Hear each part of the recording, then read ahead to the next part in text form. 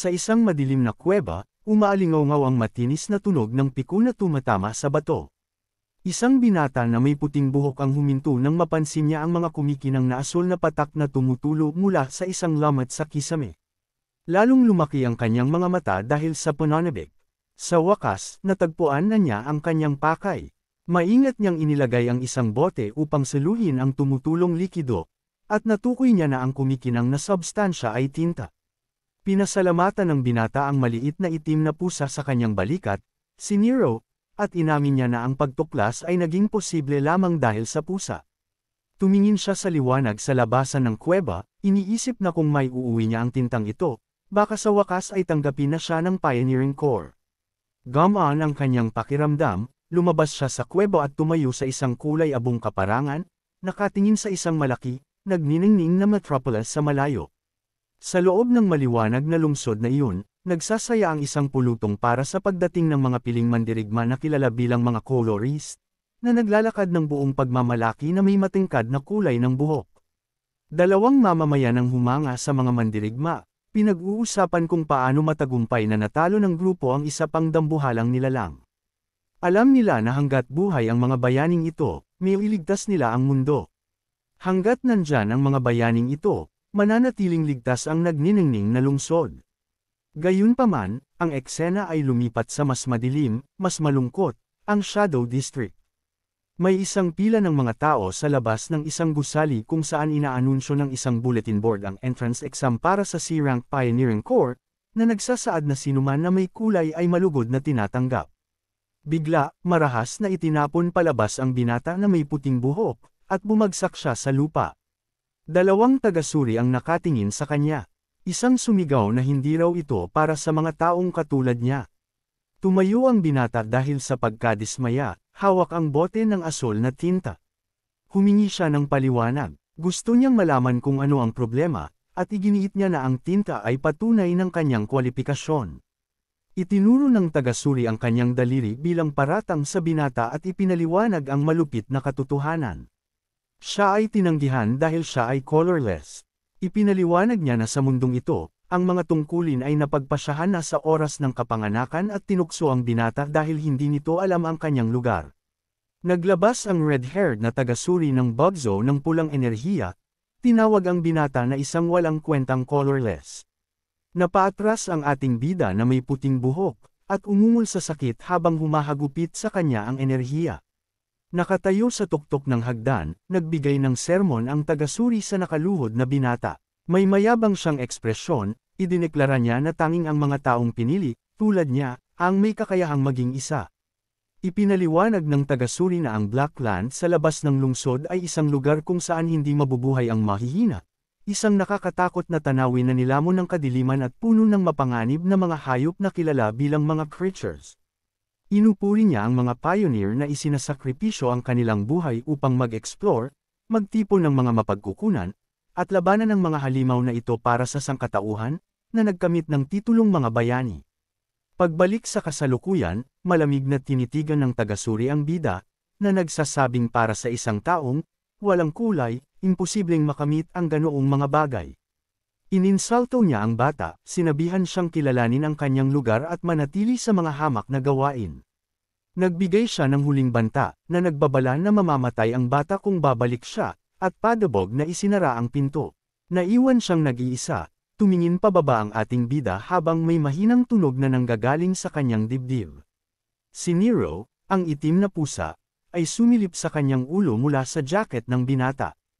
Hinaplos ng ating bida ang pusa, sinabing maaari silang sumubok sa ibang lugar dahil sanay na siya sa ganitong uri ng pagtanggi. Sa kabila ng kahihiyan, sa piliton siyang ngumiti ng may determinasyon at nangako kay Nero na magiging pinakamahusay siyang colorist kailanman.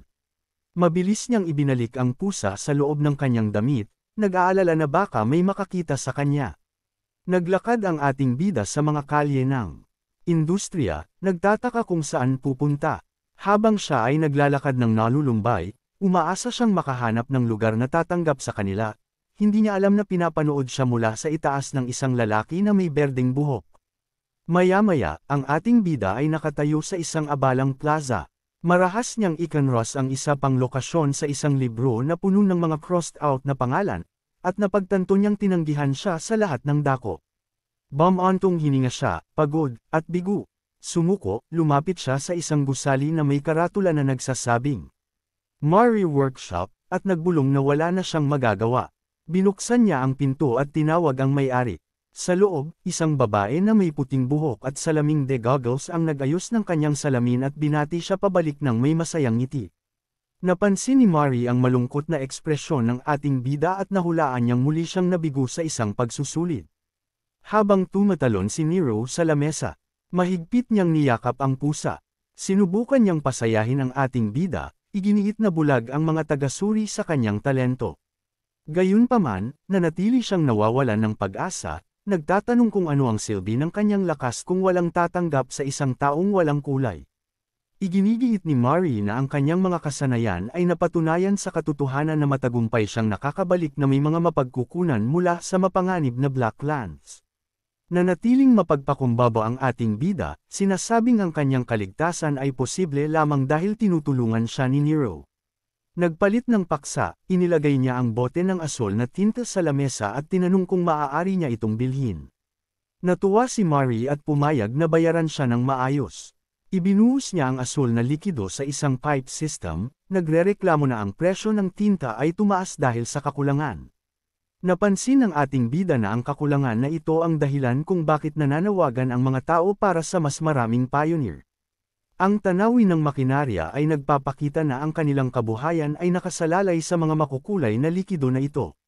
Bumantong hininga ang ating bida, nadidismaya na walang core ang kukuha sa kanya. Tinanong ni Mari kung napag-isipan na niya ang nakaraan niyang mungkahi. Nag-atubili siya, sinabing ang lugar na binanggit niya ay tila.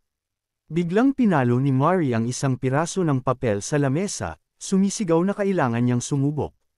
Ang flyer ay nagpapakita ng isang recruitment notice para sa S-Rank Dawn Pioneering Corps, na nagsasaad na ang entrance test ay bukas sa lahat, at mahigpit na nakabatay sa kasanayan. Nakatingin sa papel ang ating bida ng nagulat. Inamin niya na palagi siyang nag-aatubili na mag-apply sa prestihiyosong S-Rank Corps, sa pag-aakalang mabibigo siya. Nagtataka siya kung talagang makikilala ng isang lugar na tulad niyo ng kanyang mga kasanayan. Inengganyo siya ni Mari na kunin ang pagkakataon, na inuulit na kung talagang nakabatay ito sa kasanayan, baka sa wakas ay makakuha na siya ng pagkilala na nararapat sa kanya. Ngumiti siya, pinapaalalahanan siya na matagal na niyang gustong maging colorist. Ang isang flashback ay nagpapakita ng isang bata, malungkot na ating bida sa ulan na nakayakap kay Nero, na nagpapakita na matagal na niyang hawak ang panaginip na ito mula pa noong bata siya. Tinitiyak sa kanya ni Mari na palagi niya itong susuportahan. Dahil sa kanyang pag-asa, ngumiti ang ating bida at nagpas siyang hindi na siya mag-aatubili pa. Mahigpit niyang kinuha ang recruitment flyer. Sa panibagong determinasyon, nagpaalam siya kay Mari at umalis sa workshop.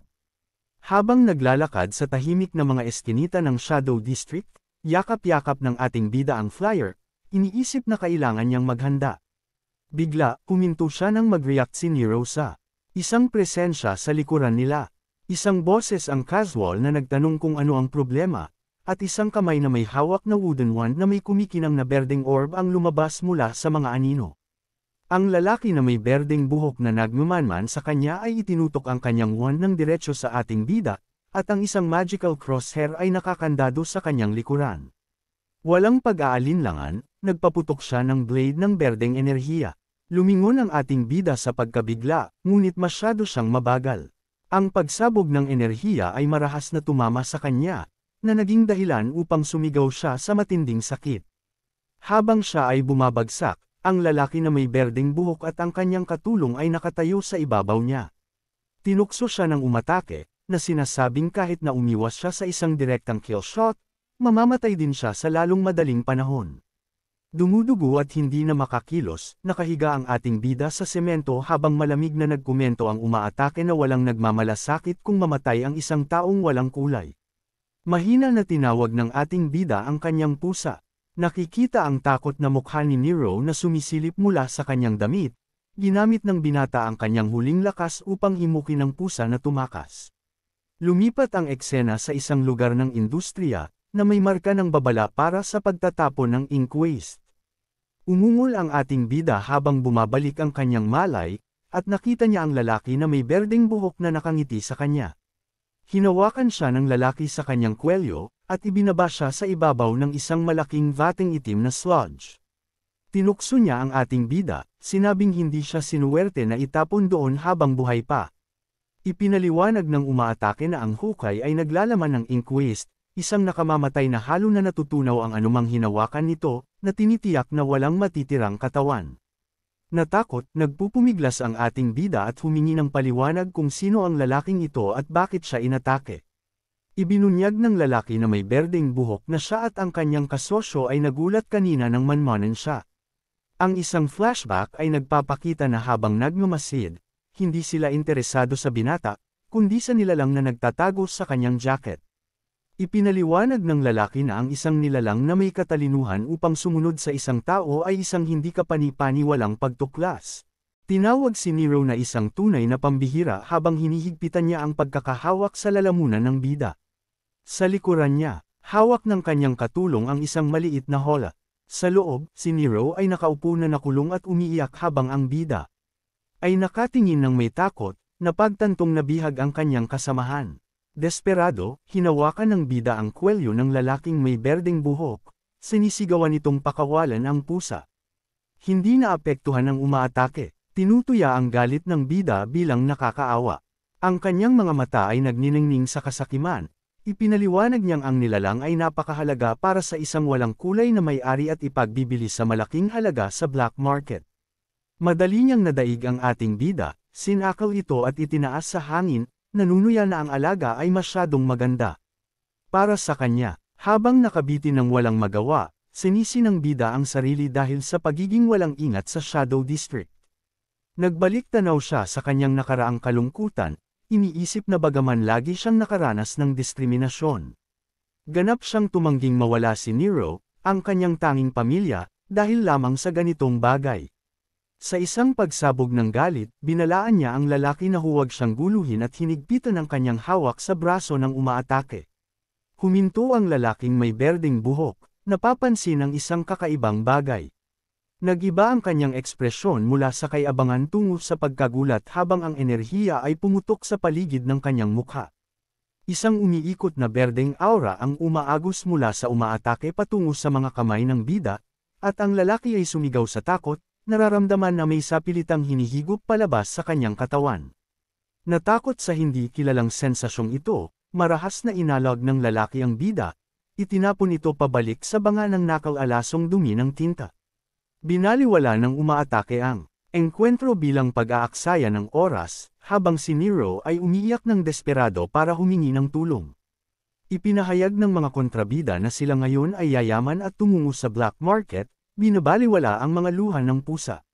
Malalim sa ilalim ng itim na likido, pinanood ng bida ang paglaho ng liwanag, naririnig ang pag-iyak ni Nero na lumalayo. Sinubukan niyang lumangoy, ngunit ang kanyang katawan ay paralisado. Habang ang mga alaala ay kumikislap sa harap ng kanyang mga mata, nagtataka siya kung ang kanyang kwento ay magtatapos sa madilim na hukay na ito.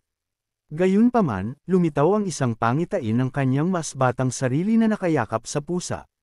Napagtanto niyang hindi pa siya maaaring sumuko dahil mayroon pa siyang pangako na tutuparan. Malalim sa isang kawalan, isang misteryosong tinig ang nagtanong sa walang malay na bida kung bakit wala siyang ginagawa.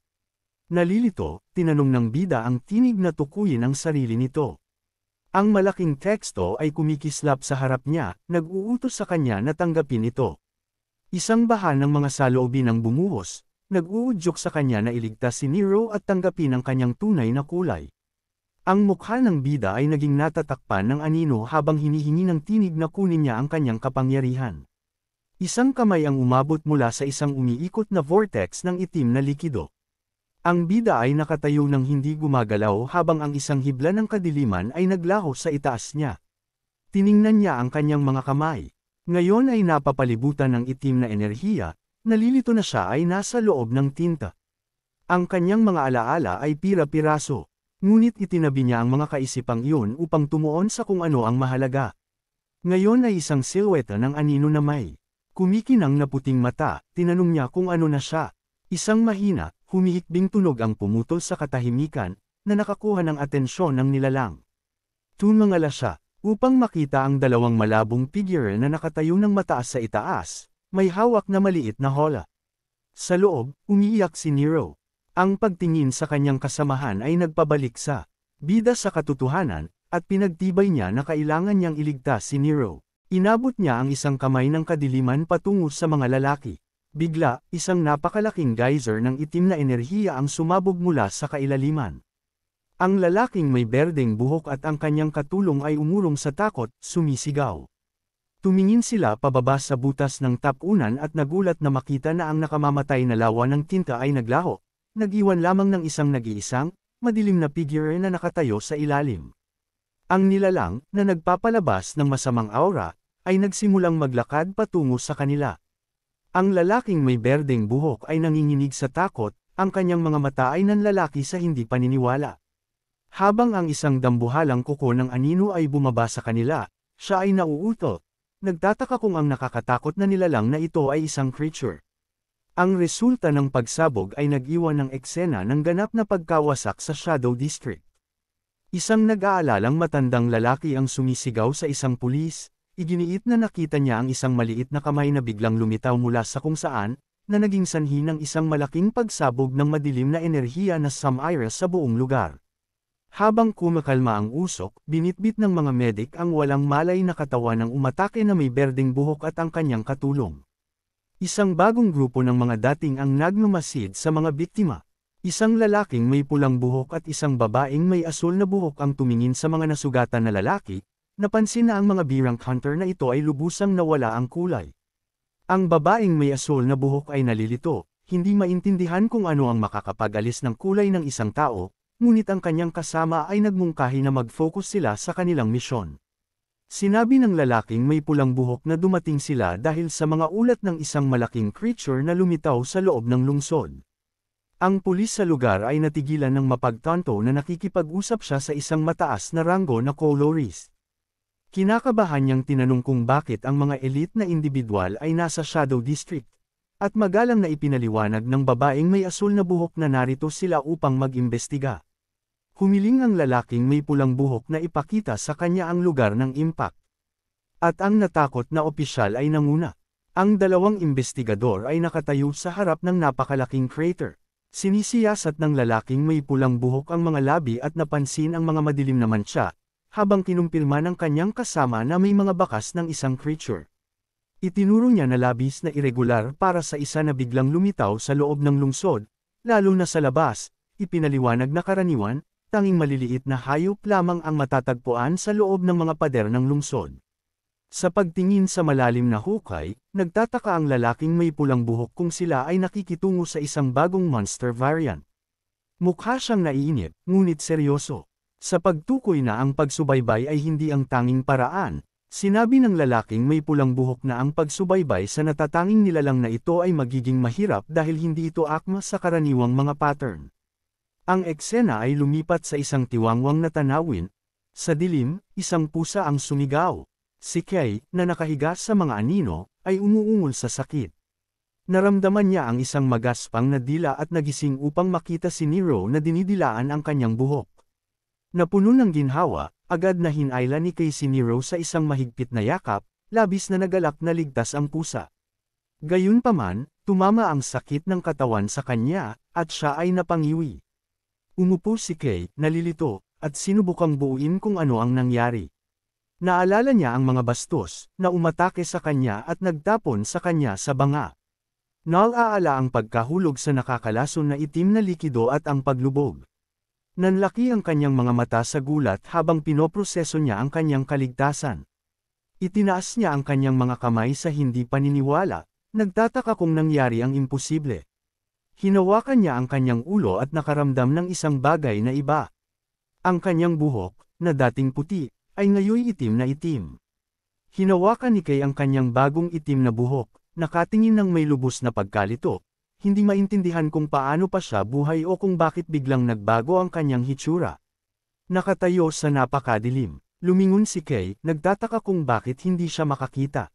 Desperado siyang tumawag sa kanyang kasama, humihingi ng tulong kay Nero. Bilang tugon, ang itim na pusa ay tumalon sa hangin at mabilis na umikot, naglalabas ng nakakabulag na puting sinag na nagpapaliwanag sa lugar. Ang biglaang liwanag ay nagbunyag ng isang nakakatakot na eksena. Sila ay nasa isang malalim na yungib, napapalibutan ng mga kawan ng madilim, halimaw na creature. Nakatingin si Kay sa gulat, nauutol habang sinusubukang i-proseso kung nasaan sila.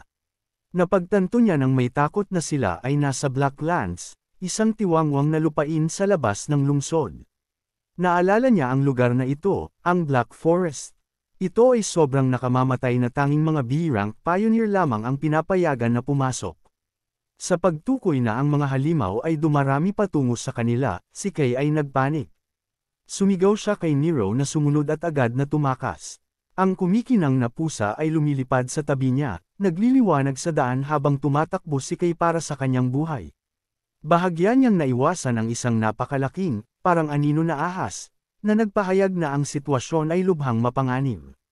Sa kabila ng panganib, nagpasalamat si Kay Nero para sa liwanag habang sila ay nagmamadaling tumakbo sa madilim na kagubatan.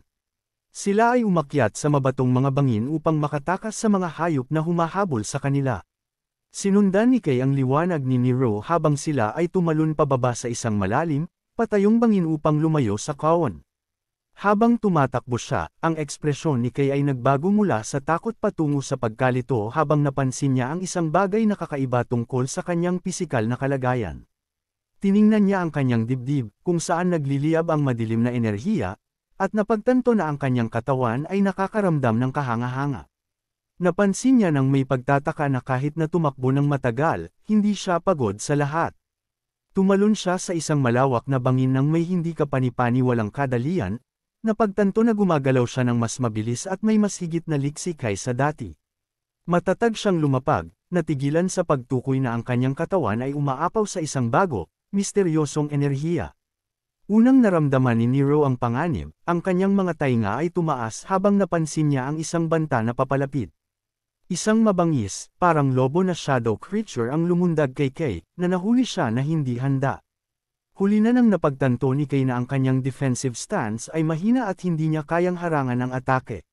Tiyak na siya ay mamamatay, mariin niyang ipinikit ang kanyang mga mata at naghanda para sa kagat. Ang mga ngipi ng halimaw ay mahigpit na kumagat sa braso ni Kay, ngunit sa halip na mapunit ang balat, isang malakas, umuugong na tunog ang umalangaw-ngaw. Ang mga ngipi ng hayop ay ganap na nabasag sa impact, na nag-iwan sa creature na nalilito. Dumilat si Kay, natigilan na makitang buhay siya. Ang Shadow Wolf, ngayon ay wala ng ngipin at takot, ay humiyaw at umatras sa mga bushes. Sinuri ni Kay ang kanyang braso at napagtanto na siya ay ganap na maayos, walang galos. Tiningnan niya ang kanyang mga kamay sa hindi paniniwala, iniisip na ang isang tama na tulad niyon ay dapat na nakamamatay. Nanlaki ang kanyang mga mata habang sa wakas ay naiintindihan niya na ang tibay na ito ay ang kapangyarihan ng kulay na hinahanap niya. Bigla, malakas na pagyanig ang nagpagalaw sa kanya. Isang napakalaking silhouette ang nagsimulang tumaas mula sa kadiliman, nakatayo ng mataas sa kanila. Isang higanteng, iisang matang halimaw ang umakyat sa ridge, kumikinang sa nagbabantang enerhiya. Nakatingin si Kay sa takot, kinikilala ang hayop bilang isang Cyclops. Habang ang halimaw ay nagtaas ng isang napakalaking braso upang durugan siya, nagtaka si Kay kung bakit ang isang predator na karaniwang nakatira ng malalim sa Black Forest ay ganito kalayo. Ibinagsak ng Cyclops ang kamao nito sa lupa nang may malakas na puwersa na nagpatalsik kay Kay. Ang debris ay lumilipad kung saan-saan. Nakaligtas si Kay sa impact, nakaupo sa gitna ng mga durog na bato. Inamin niya na mabigat ang suntok, ngunit isang tiwala ng ngiti ang kumalat sa kanyang mukha habang napagtanto niya na may pagkakataon siyang manalo. Mga alaala ng kanyang nakaraan, ang pagiging isang malungkot na bata, pagharap sa pagtanggi, at pagiging binubugbog, ay sumilay sa kanyang isip. Kinikilala niya na sa wakas ay nakuha na niya ang kapangyarihan na matagal na niyang hinahangad at nagpasya na mag-iiba na ang mga bagay ngayon.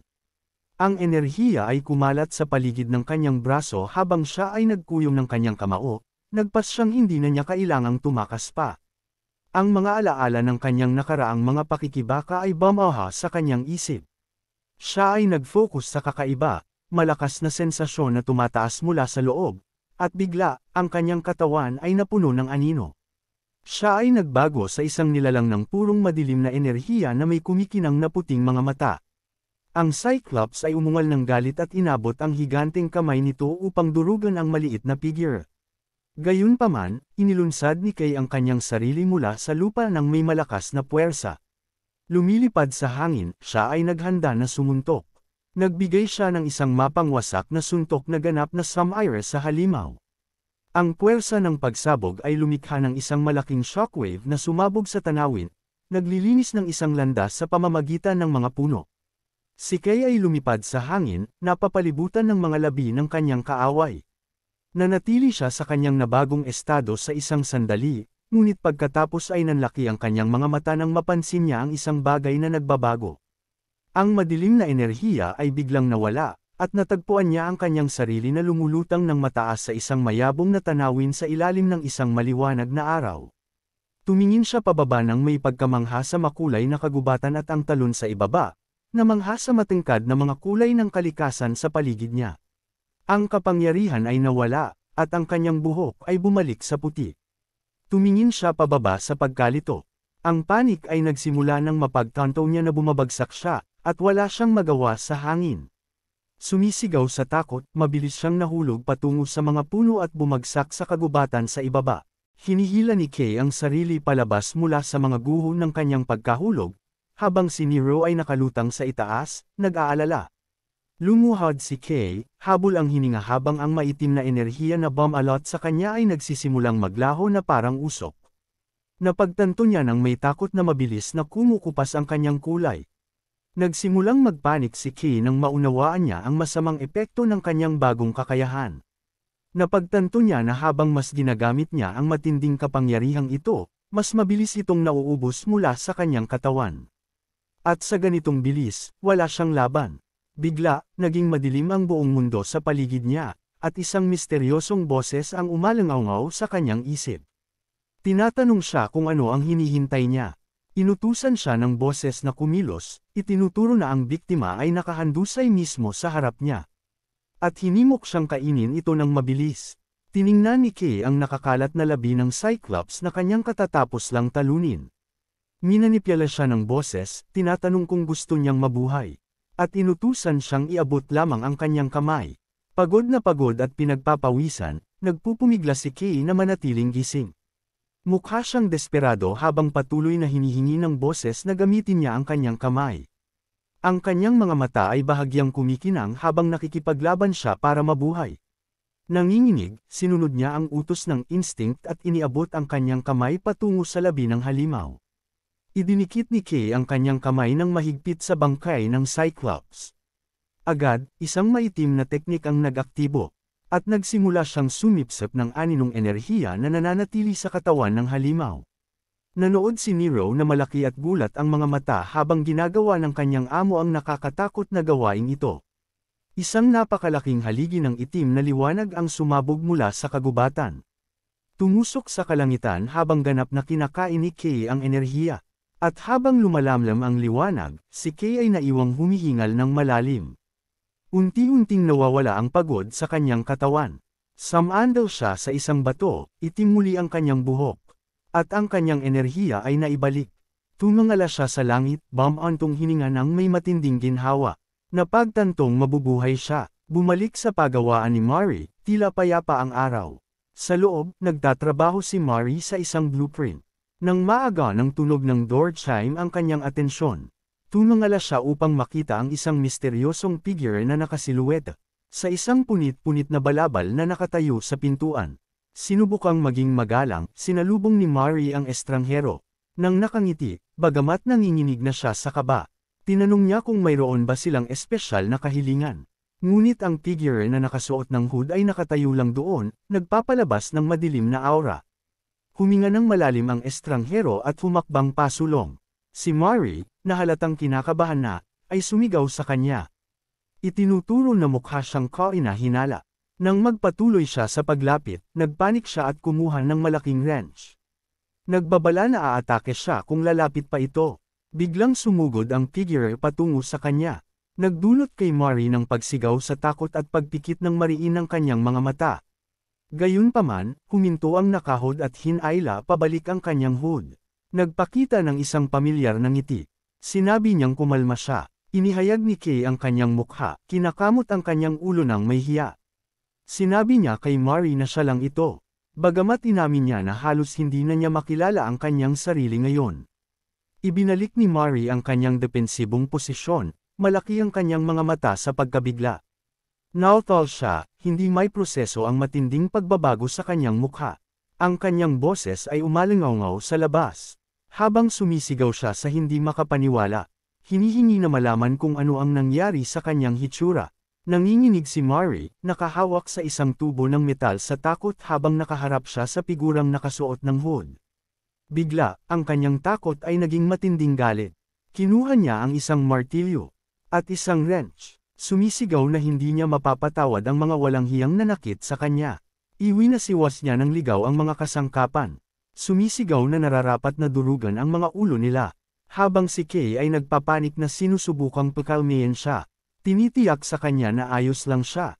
Napagtantong siya nga ito. Ibinaba ni Mari ang wrench. Inaamin na nadala siya dahil natakot siya matapos mawala ng koneksyon sa kanya. Ang kanyang ekspresyon ay lumambot sa isang nakahinga ng maluwag na ngiti. At sinabi niya kay Kay na masaya siyang ligtas siya. Humingi ng paumanhin si Kay na pinaalala niya si Mari. Sa loob, nagmuni-muni si Kay sa kawalang katotohanan ng kanyang sitwasyon.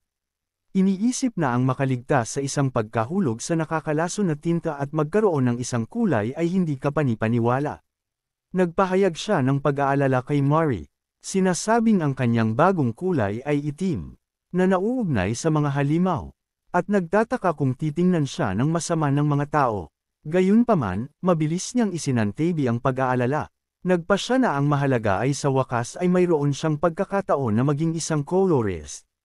Ipinahayag niya na didiretso siya sa entrance exam ng Pioneering Corps, at nagpasalamat kay Mari sa kanyang tulong. Pagkatapos ay nahihiyang nagtanong si Kay kung maaari siyang humiram ng ilang damit. Nangangakong ibabalik ang mga ito. Mukhang inis si Mari, bumantong hininga at nagtanong kung ilang beses pa siyang magmamakaawa. Gayunpaman, ngumiti siya ng may init. Sinabi sa kanya na ituring itong isang pamumuhunan sa isang magiging colorist. Bigla niyang hinawakan ang kamay ni Kay at hinayla siya. Sinabi sa kanya na sumunod. Mukhang nagulat si Kay habang masaya siyang nagpahayag na mayroon siyang perpektong mga bagay para sa kanya. Ang tagpo ay lumipat sa isang malaking pulutong ng mga nagnanais na pioneer. Umaakyat sa hagdan ng isang napakalaking gusali na parang Coliseum. Sa loob, daan-daang mga kalahok ang nagtitipon sa sahig, na may markang malalaking puting square plates, at mga plataporma, naghahanda para sa pagsusulit. Sa gitna ng pulutong, isang grupo ng 3 lalaki ang kinakabahang nagkukwentuhan.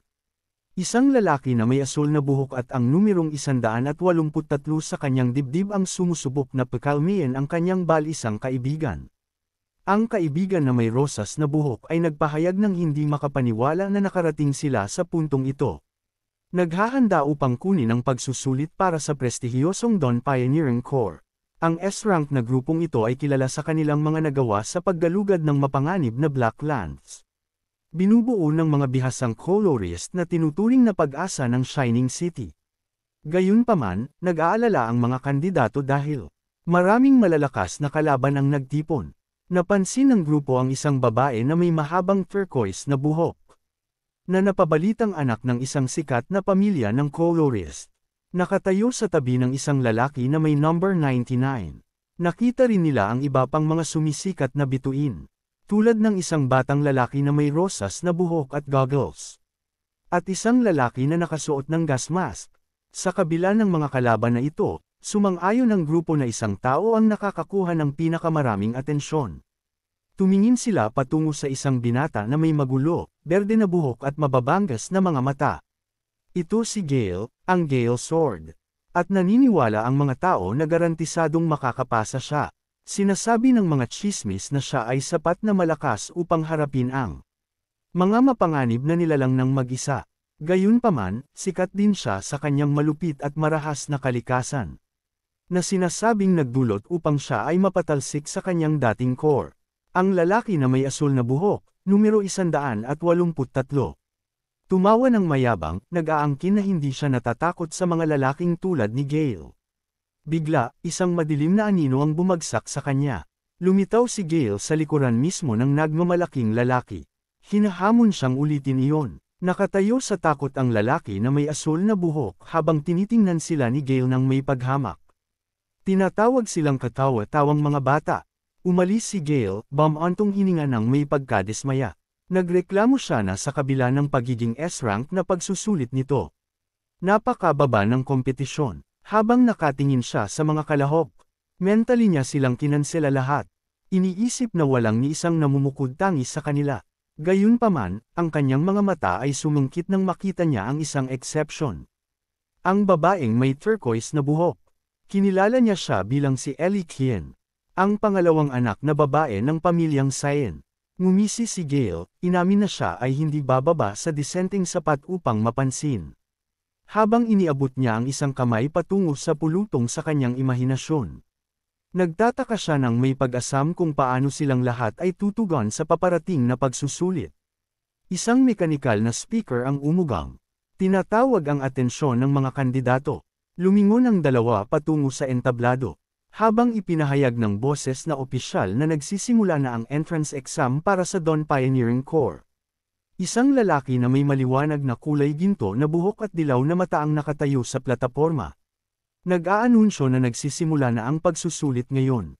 Nagulat ang pulutong, na pagtantong ang taga-suri ay isang sikat na colorist mula sa Dawn Pioneering Corps. Bumulong ang mga kandidato ng may pananibik.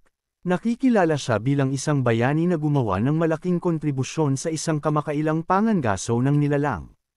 Napagtanto nila na kung ang isang elite na colorist na tulad niya ay nagpakita. Seryoso ang Corps tungkol sa pangangalap na ito.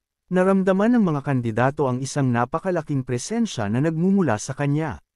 Sinasabing ang mga miyembro ng S-rank na Corps ay nasa ibang antas.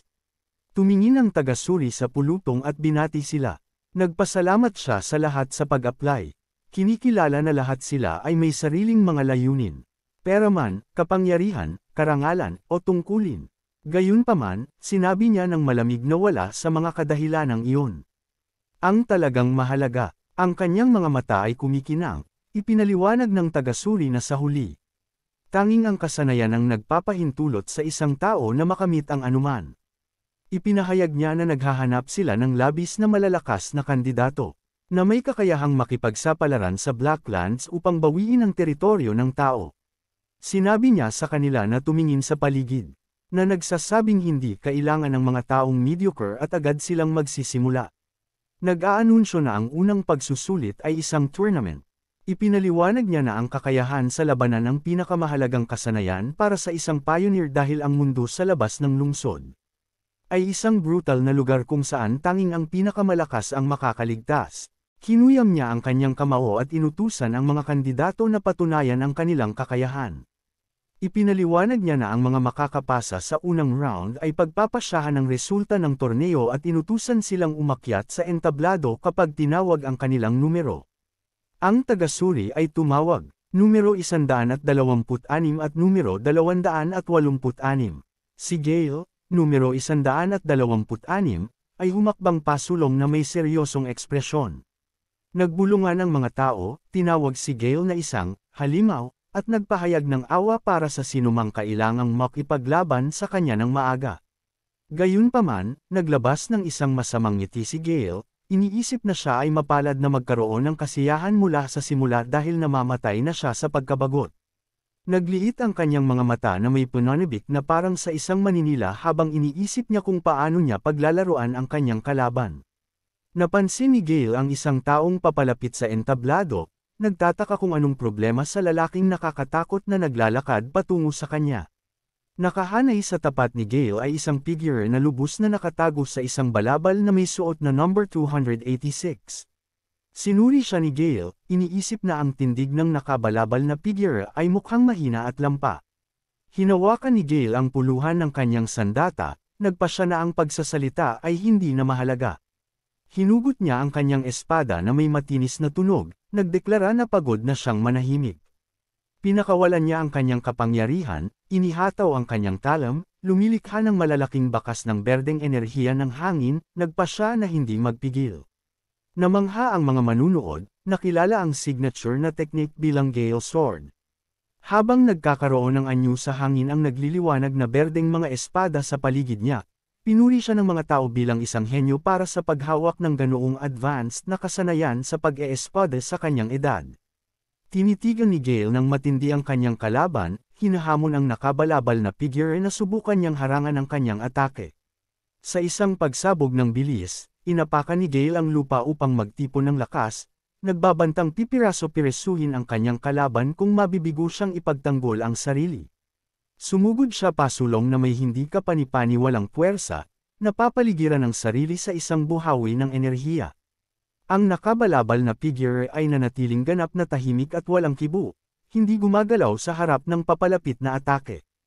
Habang bumababa si Gale mula sa hangin, inihahataw ang kanyang talam pababa na may sigaw, ang nakabalabal na figure ay pumasok lamang at nagbigay ng isang mapaminsalang kaliwang suntok sa mukha ni Gale. Ang impact ay napakalakas kaya si Gale ay natapon pa atras sa buong arena. Ang mga mayabang na kandidato mula kanina ay natulala hindi makapaniwala sa nangyari. Bumagsak si Gale ng marahas sa dingding ng arena, lumilikha ng isang malaking bakas ng lamat na parang sapot ng gagamba. Siya ay natamba pasulong, walang malay at natalo sa isang hit lamang, na nag-iwan sa mga tao na magtaka kung paano nangyari ang ganoong bagay. Ang nakabalabal na figure, na ngayon ay nabunyag na si Kay, ay kinuskos ang kanyang palso at tumingin pababa, inamin na ang biglaang paggalaw ay nagulat maging siya. Ang kanyang hood ay nahulog pabalik, nagbubunyag ng kanyang magulo at itim na buhok. Pinag-isipan niya ang biglaang pagbilis at kaguluhan ng sandaling iyon. Bigla, tinuro siya ng isang manunood, at may nanginginig na daliri na tumuro kay Kay, sumisigaw sa hindi paniniwala. Hindi niya tinuturo ang tagumpay, kundi ang kulay ng enerhiya ni Kay. Itim. Ang blonde na taga-suri ay nanood na may seryosong ekspresyon, napansin sa sarili na ang itim ay ang parehong kulay na taglay ng mga creatures. Maging si Elysian ay mukhang tuliro, nagtataka kung posible ba na magkaroon ng ganoong kulay ang isang tao. Si Kay ay nakatayo ng mag-isa sa gitna ng arena, hindi alam ang tindi ng sitwasyon. Nagtanong ang iba kung ang kapangyarihan upang talunin ang Gale Sword sa isang hit ay nagmumula sa misteryosong itim na enerhiya na ito. Tumingin si Kay sa paligid ng may kaba sa nagulat na mga tao, nalilito sa kanilang reaksyon, at inosenteng nagtataka kung nagkamali siya. Nagpatuloy ang torneo na may matitinding laban. Sa isang laban, ang isang natatakot na kandidato ay nagpakawala ng matatalim na bato, ngunit sumugod si Kay, madaling umiwas sa mga ito. Isinara niya agad ang distansya at nagbigay ng isang malakas na suntok, pinatalsik ang magic user. Idineklara siya ng announcer na panalo. Nagpatuloy ang panalo ni Kay habang siya ay nangingibabaw, marahas na ibinagsak ang isa pang kalaban at pinatumba ang pangatlo. Sa itaas, ang blonde na taga-suri ay nanunood, nagdeklara na si Kay ang namumukod tanging aplikante. Tuwang-tuwa niyang nabanggit na si Kay ang kauna-unahang black holder, at iginiit na kailangan nilang kunin siya kaagad bago kumalat ang mga chismis. Bigla, lumapit ang mabibigat na yapak, at isang boses ang casual na nagsabi na mukhang isang mahirap na araw. Ang blonde na taga-suri ay lumingon sa gulat upang makita ang lalaking may pulang buhok at babaeng may asul na buhok mula sa lugar ng pagsabog. Tinanong ng taga-suri kung bakit narito si Team Leader Red, ngunit ikanaway ng lalaki ang kanyang kamay, na nagsasabing sila ay dumadaan lamang. Panandalian silang nag-usap tungkol sa investigasyon sa malaking pulutong, at tinalakay ang insidente ng nilalang. Nagbuntong hininga ang pulang pinuno, inaamin na walang pag-unlad. Pagkatapos ay nagtanong siya kung mayroon bang mga karapat-dapat na kandidato. Binanggit ng taga-suri ang dalaga mula sa pamilya Chan, at isang labis na kakaibang kandidato. Bigla, lumaki ang mga mata ng pulang pinuno habang may nararamdaman siya. Tumingin siya sa arena at nakita si Kay, agad na napansin ang itim na enerhiya. Habang pinupuri ng taga-suri si Kay, tahimik na nakatitig ang pulang pinuno sa bata. Bumulong ang babaeng may asul na buhok sa kanyang pinuno, nagtatanong kung ang bata ay konektado sa kanilang investigasyon. Kinumpirma ng pulang pinuno na malamang siya ito. Sa loob-loob, napagpasyahan ng pulang pinuno na ang isang bagong kulay na lumitaw pagkatapos ng insidente sa Shadow District ay masyadong malaking pagkakataon upang balewalain. Nagpasya siyang panatilihing malapit na bantayan si Kay sa ngayon. Hindi alam na siya ay inoobserbahan, tiningnan ni Kay ang kanyang nakakuyong na kamao, na umuusok ng madilim na enerhiya. Siya ay natutuwa sa kanyang hindi kapani-paniwalang kapangyarihan, napagtanto na ang pagiging isang pioneer ay posible na sa wakas. Gayunpaman, naalala niya ang pisikal na pinsala na dinala ng pagbabagong anyo at binalaan ang sarili na maging maingat. Alam niya na kung labis niyang gagamitin ang kapangyarihan na ito at mawawala ang kanyang kulay sa gitna ng laban, siya ay walang depensa. Isang malaking pag-agos ng nakakapasong enerhiya ang sumabog mula sa arena, lumilikha ng isang pader ng yelo. Si Ellie Kian ay nakatayo ng kalmado sa gitna ng malamig na ulap. Idineklara ng announcer si numero 17 ang panalo, inihayag na ikinulong niya ang kanyang kalaban sa isang solidong blok ng yelo. Ang mga manunood, kasama si Kay, ay nanunood ng may pagkamangha, nagkomento na ang kulay ng pamilya Qian ay palaging kahanga-hanga. Habang naglalakad si Ellie pababa ng hagdan, pinanood siya ni Kay. Bigla, huminto si Ellie habang dumadaan siya kay Kay, direktang nakatitig sa kanya na may matalas at mausisa na tingin. Ang kanyang asul na mga mata ay kuminang ng may pagdududa habang sinusuri siya. Nang walang salita, lumingon siya at nagpatuloy sa paglalakad, naiwan si Kay na.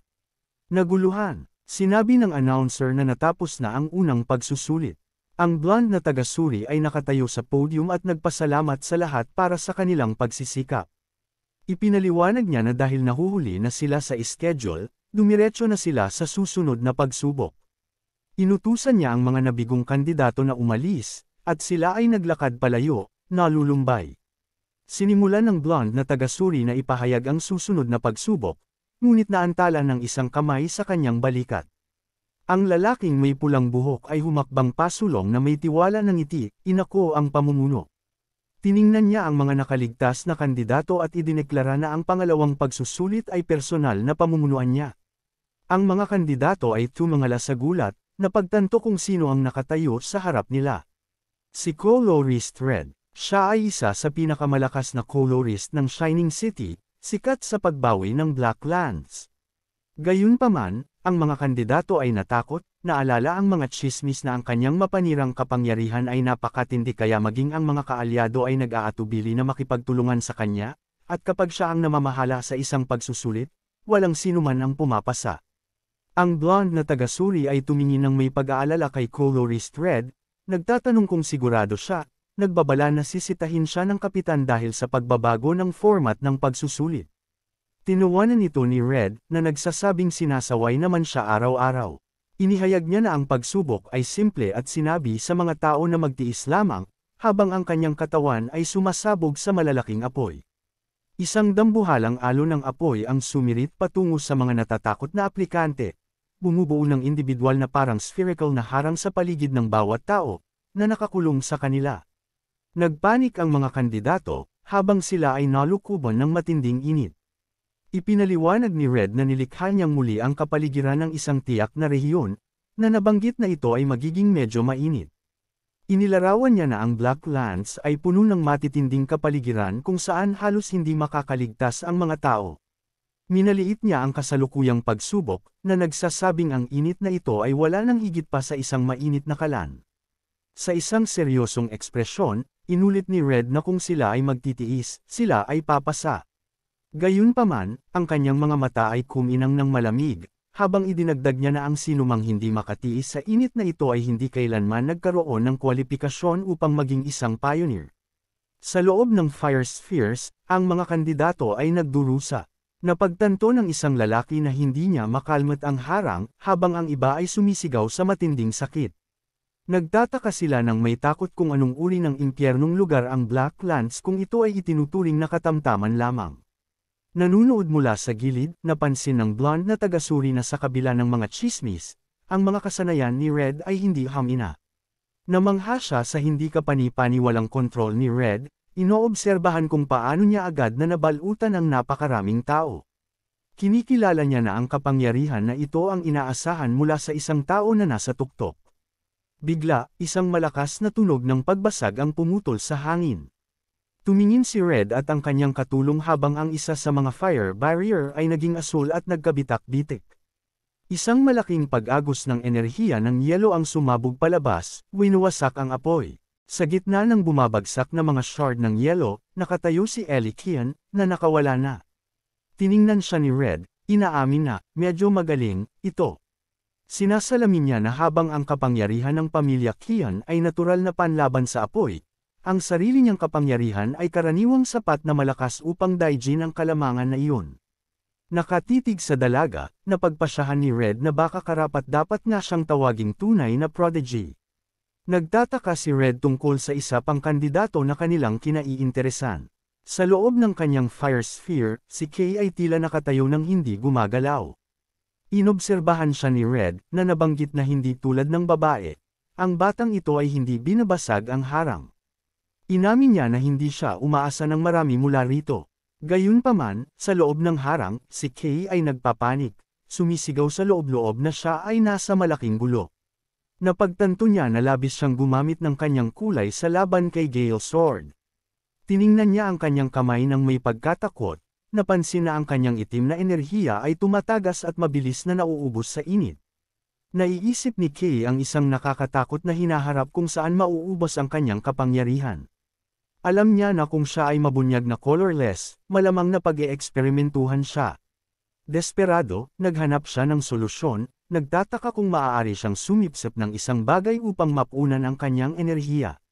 Tinitigan niya ang dingding ng matinding apoy. Isang pagkaunawa ang dumating sa kanya. Dahil ang harang ay gawa sa kakayahan ng isang kulay, nagtaka siya kung maaari niya itong sipsipin. Tiningnan niya ang kanyang kamay, inaamin na hindi niya alam ang mga limitasyon ng kanyang kapangyarihan sa engravings.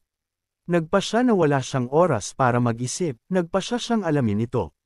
Inabot niya at hinawakan ang umiikot na dingding ng apoy. Kaagad, isang marahas na reaksyon ang nangyari, at nagulat si Kay na gumagana ang direktang engravings. Nasira ang harang ng apoy. Ang apoy ay nagsimulang mag-iba ng anyo at pumilipat, na umaakit sa atensyon ng mga kalapit na kandidato. Isang malaking vortex ng itim na enerhiya ang sumabog mula kay Kay, na hinihigop ang pulang apoy sa kanyang kamay. Mula sa podium, nakatitig sina Red at ang blonde na taga-suri, na tuliro at hindi maintindihan ang kanilang nakikita. Nang inig si Red sa kaba, pilit nang umingiti habang nagkomento na nakakita sila ng isang tunay na baliw. Sa arena, nakatayo si Kay sa gitna ng naglalahong enerhiya, mukhang nakakatakot na malakas na may pulang at itim na aura na umiikot sa kanyang mga kamay. Ang buong arena ay bumagsak sa isang matinding katahimikan. Gayunpaman, sa loob-loob, si Kay ay nagpapanik muli. Pilit siyang ngumiti, iniisip na hindi ito dapat nangyari. Napagtanto niya ang may pagsisisi na hindi sinasadya siyang masyadong namukod-tangi.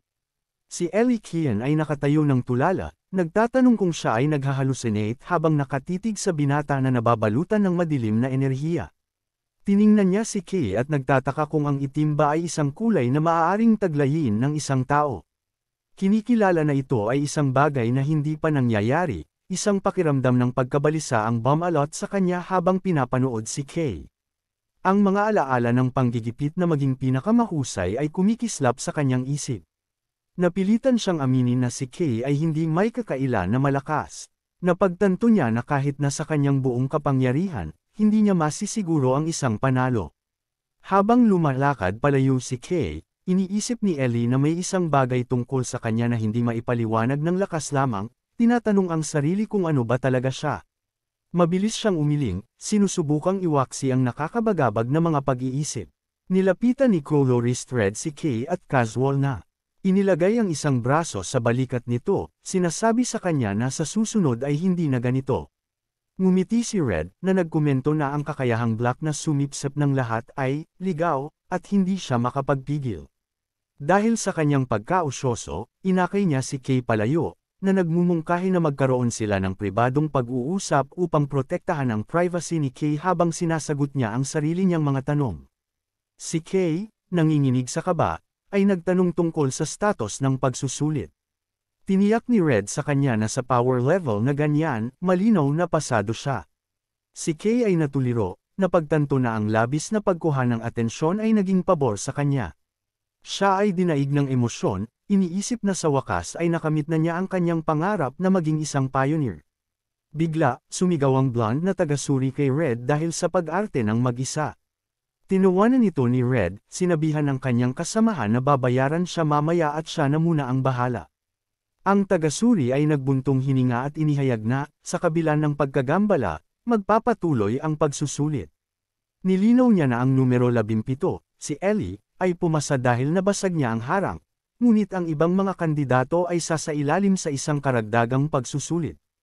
Hindi pinansin ni Ellie ang anunsyo, ang kanyang tingin ay nakatuon sa madilim na lagusan kung saan inakay ni Red si Kay palayo. Ang eksena ay lumipat sa isang industrial setting. Nakatayo si Red sa labas ng isang kotse kasama si Kay, habang ang blue-haired na investigador ay nakaupo sa upuan ng driver. Sinabi ni Red sa kanya na maghintay. Tiningnan ni Kay ang kanyang paligid, at ang kanyang ekspresyon ay naging gulat. Tinitigan niya ang isang napakalaking tanawin ng mga guho at pagkawasak, napagtanto ng may pagkatakot na dinala siya ni Red pabalik sa eksaktong lokasyon kung saan siya nahulog sa ink waste. Tiningnan ni Colorist Red ang winasak na mga guho, na nagkomento na ito ay isang pangit na tanawin. Ipinaliwanag niya na isang malaking insidente ang nangyari dito, na nagdulot kay Kay ng pamumutla sa gulat. Isinalaysay ni Red na sa kauna-unahang pagkakataon sa kasaysayan, dalawang pioneer ang natagpo ang ganap na drained at colorless. Idinagdag niya na nakita ng mga nakasaksi ang isang napakalaking nilalang sa lugar. Tahasang lumingon si Red kay Kay, itinuro ang kaina-hinalang timing. Nabanggit niya na pagkatapos na lumitaw ang nilalang na iyon, si Kay ay lumitaw bilang ang unang tao na nagtataglay ng kulay, itim, na tinawag itong isang pagkakataon. Ang kanyang mga mata ay nagliliwanag, sinuri ni Red ang kapangyarihan ni Kay, na inilarawan ito bilang isang kakayahan na sumisipsip ng ibang mga kulay. Si Kay ay nanginginig sa kaba habang nakatitig si Red sa kanya, na nagdedeklara, ito ay isang ganap na banyagang kakayahan. Sa loob-loob, nagpapanik si Kay, na pagtanto na pinaghihinalaan ni Red ang koneksyon mula pa sa simula. Nag-isip siya ng nagpapanik kung maaari siyang tumakbo, ngunit tinitingnan ang labis na aura ng lalaki, na pagtanto niya na imposibleng makatakas mula sa isang bayani. Bigla, tumawa si Red, na sumire sa tensyon. Ikanaway niya ang kanyang kamay, inaamin na sinusubukan lamang niya si Kay, ngunit nagreklamo na ang tapat na reaksyon ni Kay ay nag-alis ng kasiyahan dito. Tiningnan siya ni Kay nang may pagkalito. Nilinaw ni Red na habang ang kanyang opisyal na trabaho ay imbestigahan ang insidente, siya ay personal na mas interesado sa natatanging kakayahan ni Kay. Ipinaliwanag ni Red na ang mga kapangyarihan ng kulay ay karaniwang hindi maaaring maghalo. Gayunpaman, inobserbahan niya na tila binabaliwala ng kakayahan ni Kay ang mga panuntunang iyon. Naalala niya ang pangalawang pagsusulit, na itinuturo na malinaw na hindi makontrol ni Kay ang kanyang kapangyarihan noon.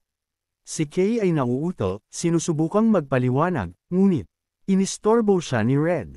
Ang katawan ng colorist ay nagsimulang magliwanag na may enerhiya na pula, at sinabi niya na kailangan nila ng test run. Tiningnan siya ni Kay, nalilito. Inabot ni Red ang kanyang kamay, ipinaliwanag na kailangan niyang maunawaan kung paano gumagana ang kakayahan. Ngumiti siya ng may tiwala, hinahamon si Kay na subukan niyang sipsipin ang kanyang enerhiya ngayon. Nagpapanik si Kay at sinubukang tumanggi, binabalaan si Red na masyado itong mapanganib. Tumawa lamang si Red, sinasabi sa rookie na masyado pa siyang maaga upang mag-alala tungkol sa isang tao na nasa kanyang level. Si Kay ay tumahimik, mukhang matindi at kinakabahan habang inutusan siya ni Red na tumigil sa pagsasalita at subukan lang. Ang itim ay sumisimbolo sa Black Lance, isang nakatatakot na puwersa na lumalamon sa lahat.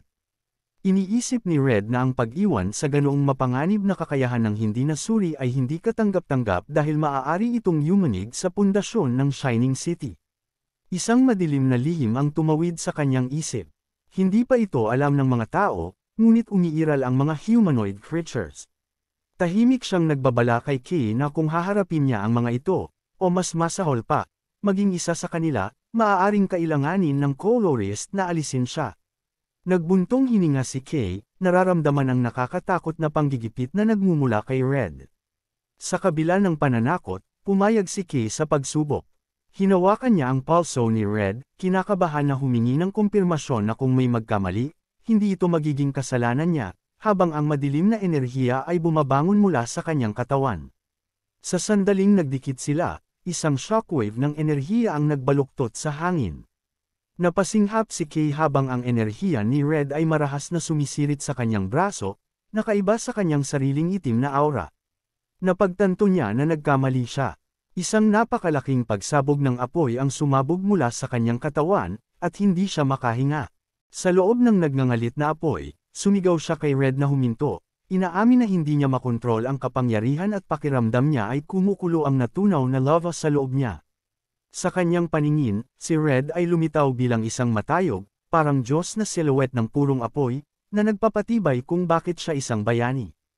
Si Red ay nakatayo ng kalmado sa loob ng apoy, nag-oobserba. Napansin niya na ang itim na enerhiya ni Kay ay sumisipsip sa kanyang kapangyarihan, nang walang tigil, kumikilos na parang nagugutom. Napagtanto niya na dahil hindi pa ganap ang kapangyarihan ni Kay, ang malalakas na individual ay maaaring labanan ng engravings. Ngunit ang kakayahan na ito ay agad na nakamamatay sa karamihan ng ordinaryong tao. Habang umiikot ang apoy, ang mga mata ni Red ay kuminang ng may mas malalim na pagkausyoso. Iniisip niya na ang nakita nila sa panahon ng pagsusulit ay hindi ang buong lawak ng kakayahan. Nagpasya siya na gusto niyang malaman hindi lamang kung paano sumisipsip si Kay ng mga kulay, kundi kung paano ginagamit ang mga sinipsip na kulay na iyon. Ang sitwasyon ay lumalaki habang ang enerhiya sa pagitan ng dalawa ay marahas na nagre-react. Pinanood ni Red habang ang itim na enerhiya mula sa braso ni Kay ay nagsisimulang magiba ng anyo at tumalas, na humahalo sa pulang aura. Bigla, isang napakalaking pagsabog ng pula at itim na enerhiya ang sumambulat palabas. Si Red ay naitulak pabalik ng sabog. Nakatitig siya sa gulat sa figure na lumalabas mula sa usok. Si Kay ay bahagyang nagbago ng anyo. Ang kanang bahagi ng kanyang katawan ay nakabalot na ngayon sa isang jag, malademonyong armor ng tumigas na pula at itim na enerhiya. Nagngit-ngit ang ngipin ni Red, napagtanto na ang anyo na ito ay nakakatakot na pamilyar. Habang tinitingnan niya ang malahalimaw, may kukong kamay at nagliliwanag na mata, inamin ni Red sa sarili na naniniwala siyang isang creatures ang kanyang tinitingnan. Ang pagkakahawig ay nagpapatunay sa kanyang mga hinala. Napagtanto ni Red nang may katiyakan na si Kay ang nasa likod ng insidente kung saan nawala ang mga kulay ng iba pang pioneer. Si Kay ay nagpupumilit na mapanatili ang kamalayan. Nagpasya si Red na ang kanyang prioridad ay kaligtasan at nagpasyang patayin ang apoy bago magwala si Kay. Nagpatawag siya ng isang bola ng apoy, naghahanda na supulan si Kay sa pamamagitan ng puwersa. Gayunpaman, si Kay ay naglabas ng isang mababang ungol, na nagpatigil kay Red dahil tila may iba pang nilalabanan ang bata. Ang eksena ay lumipat sa panloob na pananaw ni Kay, isang pitch black void na puno ng humihingi ng pulang teksto. Ang mga tinig ng kapangyarihan ay sumisigaw sa kanya, humihingi ng matinding kulay, at hinihimok siyang magdala pa. Si Kay ay humihingal sa totoong mundo, nababagabag ng mga nakakagambalang tinig na ito. Ang mga tinig ay nagpapatuloy na tuksuhin siya, sinasabi sa kanya na ito ay pag-aaksaya na pigilan at hinihimok siyang kunin ito. Si Kay ay sumigaw sa isip sa mga tinig na tumahimik at manatiling walang kibo. Sa matinding determinasyon, tinanggihan niya ang tukso, inuutusan ang kapangyarihan na tumahimik at dinurog habang ipinipilit niya ang kanyang kalooban sa magulong enerhiya. Isang shockwave ang sumambulat palabas habang pilit niyang pinipiga pababa ang enerhiya. Ang jagged armor ay naglaho, na nag-iwan kay Red na may hitsura ng tunay na pagkagulat. Si Kay ay naiwan na humihingal ng malakas mula sa pagkapagod. Tiningnan siya ni Red, humanga at natuliro, nagtatanong kung talagang nagawa ng rookie na sugpuin ang labis na kapangyarihan na iyon ng mag-isa. Si Kay ay naiwan na humihingal, mabilis ang tibok ng kanyang puso. Iniisip niya na baliw na nakaligtas siya at nagpapanik na nagtaka kung bakit siya nagwala. Sumulyap siya sa itaas ng kinakabahan, natakot na nawalan siya ng kontrol sa harap ng isang colorist. Alam niya na kailangan niyang maunawaan ang kanyang kakayahan, kailangan niyang gumawa ng isang bagay. Gayunpaman, mukhang natutuwa si Red. Inamin niya na nahuli siya ng walang babala dahil ang kapangyarihan na sinipsip ni Kay ay mas malakas kaysa sa inaasahan niya, ngunit ngumiti siya at idineklara na isang tagumpay ang eksperimento dahil ito ay masaya. Sinabi niya kay Kay na kung gusto niyang makamit ang anumang bagay, kailangan niyang maging handa na makipagsapalaran. Nagpasya si Red na sapat na iyon para sa pagsubok, ngunit pagkatapos ay huminto, na sinabing may isa pa. Pinaalalahanan niya si Kay na siya ang investigador na nakatalaga sa insidente ng pagkawasak sa mismong lugar na ito, at ang kanyang tungkulin ay hanapin ang salarin. Sa isang kalmado ngunit nagbabantang ngiti, itinuro niya na ang taong nasa harap niya ay mukhang isang perpektong sospek. Natigilan si Kay, namutla ang kanyang mukha sa panik. Ipinaliwanag ni Red ang tindi ng sitwasyon. Naalala niya kung paano nakita ng mga saksi ang isang napakalaking shadow creature. Binabalaan si Kay na mas maraming tao ang interesado sa kaso na ito kaysa sa iniisip niya. Nagtalo siya na kapag kumalat ang mga tsismis tungkol sa itim na kakayahan ni Kay, magiging madali para sa mga awtoridad na ibato ang sisi sa kanya. Tumingin siya sa nasirang industrial district, na nabanggit na ang mga pinsala ay nagkakahalaga ng daan-daang milyon. Idinagdag niya na kung magpasya ang pamunuan ng lungsod na si Kay ang siyang masyadong mapanganib, maaari siyang palayasin o gawing lab rat. Nagngit-ngit ang ngipin ni Kay sa pagkadismaya, na pagtanto na siya ay walang takas. Alam niya na walang paraan upang patunayan ang kanyang pagiging inosente. Bigla, nag-alok si Red ng isang lifeline. Iminungkahi niya na kung sasang-ayon si Kay na mapasa ilalim ng kanyang utos, baka may magawa siya. Nang walang segundo ng pag-aatubili, yumuko si Kay sa isang 90 degree na anggulo, malakas na sumisigaw na inilalagay niya ang sarili sa pangangalaga ni Red. Sinabi ni Red sa kanya na pakinggan muna ang buong kondisyon.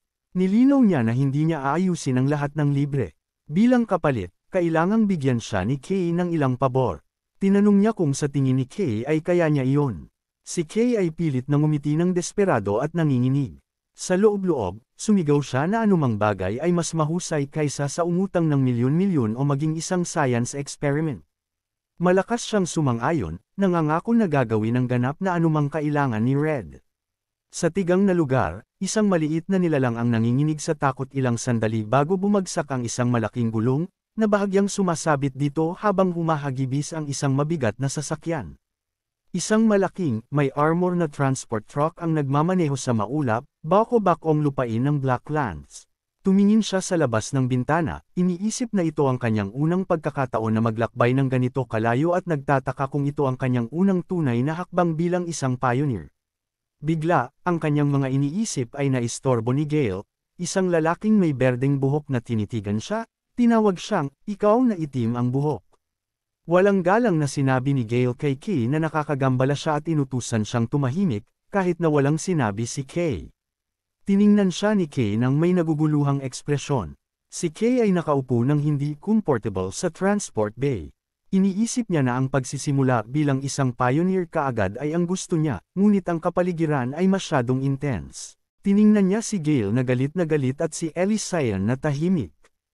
At nagtanong sa sarili kung tama bang nasa iisang koponan sila. Isang flashback ang nagbunyag ng usapan nila noong nakaraang araw. Tinatanong ni Red ang nagulat na si Kay kung handa na ba siya sumama sa exploration. Ipinaliwanag niya na kailangan niya si Kay na pumunta sa isang tiyak na lugar sa hindi pa nasasakop na teritoryo. Nang makita ang kaba sa mukha ni Kay, tumawa si Red at sinabing huwag siyang mag-alala. Ipinakita ni Red kay Kay ang isang mapa, tinitiyak na hindi siya nag-iisa. Ipinaliwanag niya na ang mga bagong recruit na pumasa sa pagsusulit ay ilalagay din sa lugar na iyon. At malapit nang ayanunsyo ang opisyal na roadmap. Kailangan lang ni Kay na makarating sa lokasyon sa takdang oras. Pagbalik sa kasalukuyan, tiningnan ni Kay ang kanyang mga kasamahan sa koponan. Ibinunyag na dahil sa pakikialam ni Red na nagdulot ng problema sa nakaraang pagsusulit. Binigyan ng isa pang pagkakataon ng mga kalahok.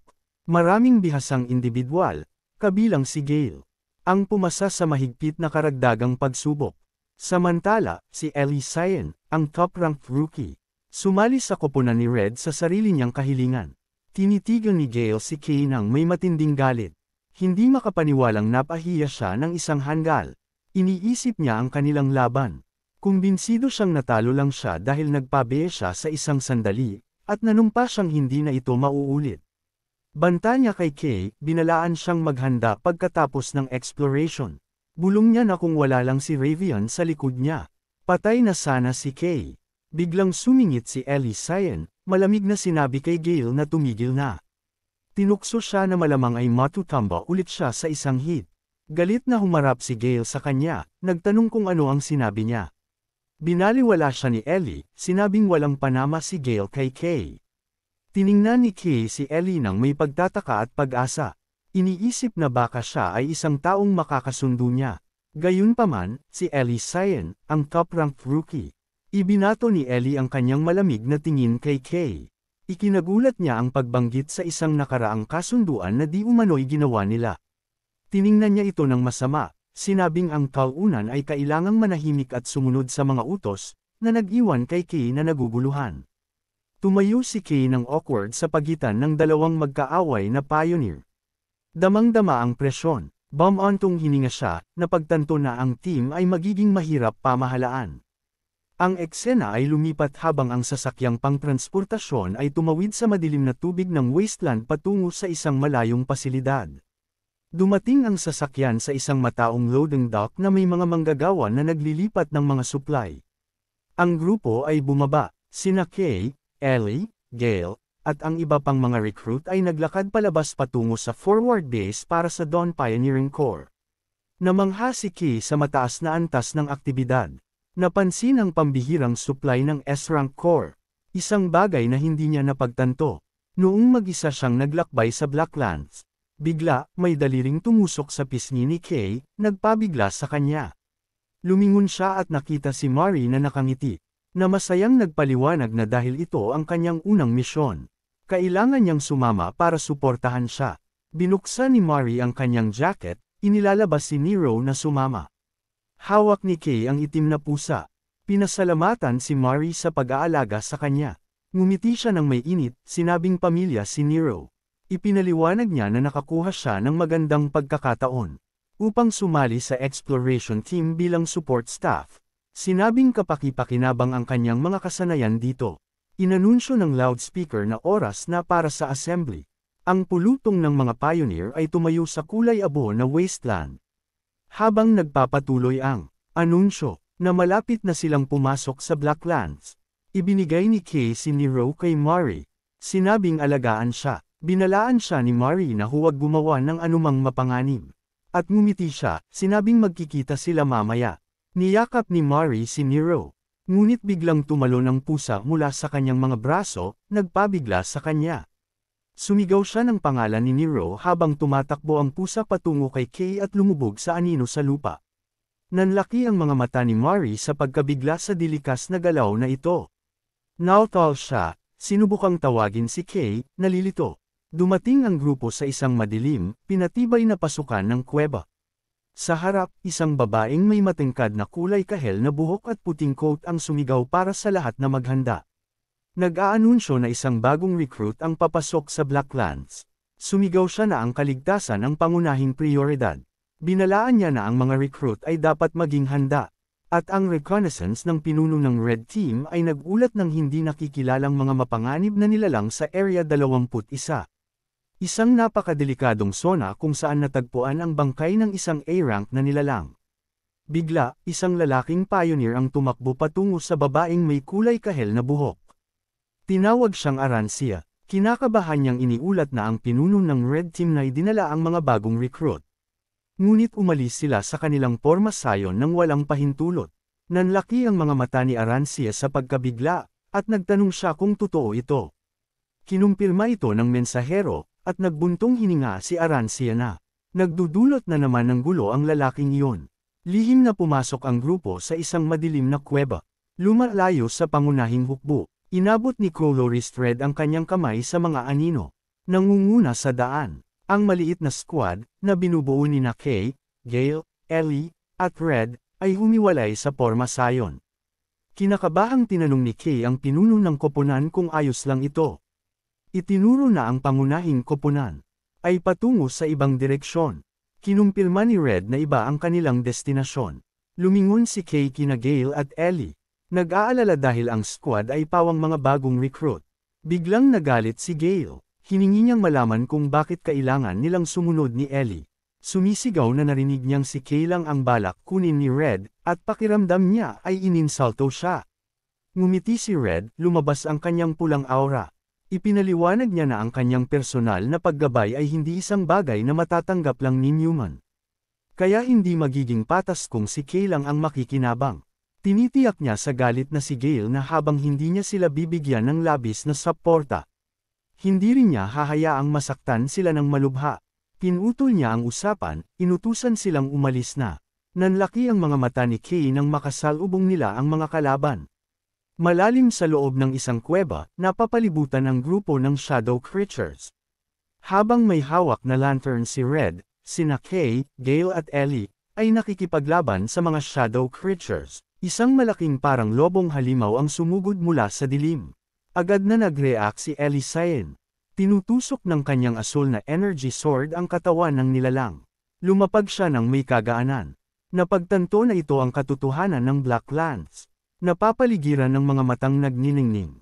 Napansin niya ang nakakasikal na kapaligiran at ang walang tigil na mga alon ng halimaw. Inaamin na ito ay iba sa pagsasanay. Hinigpitan niya ang hawak sa kanyang espada.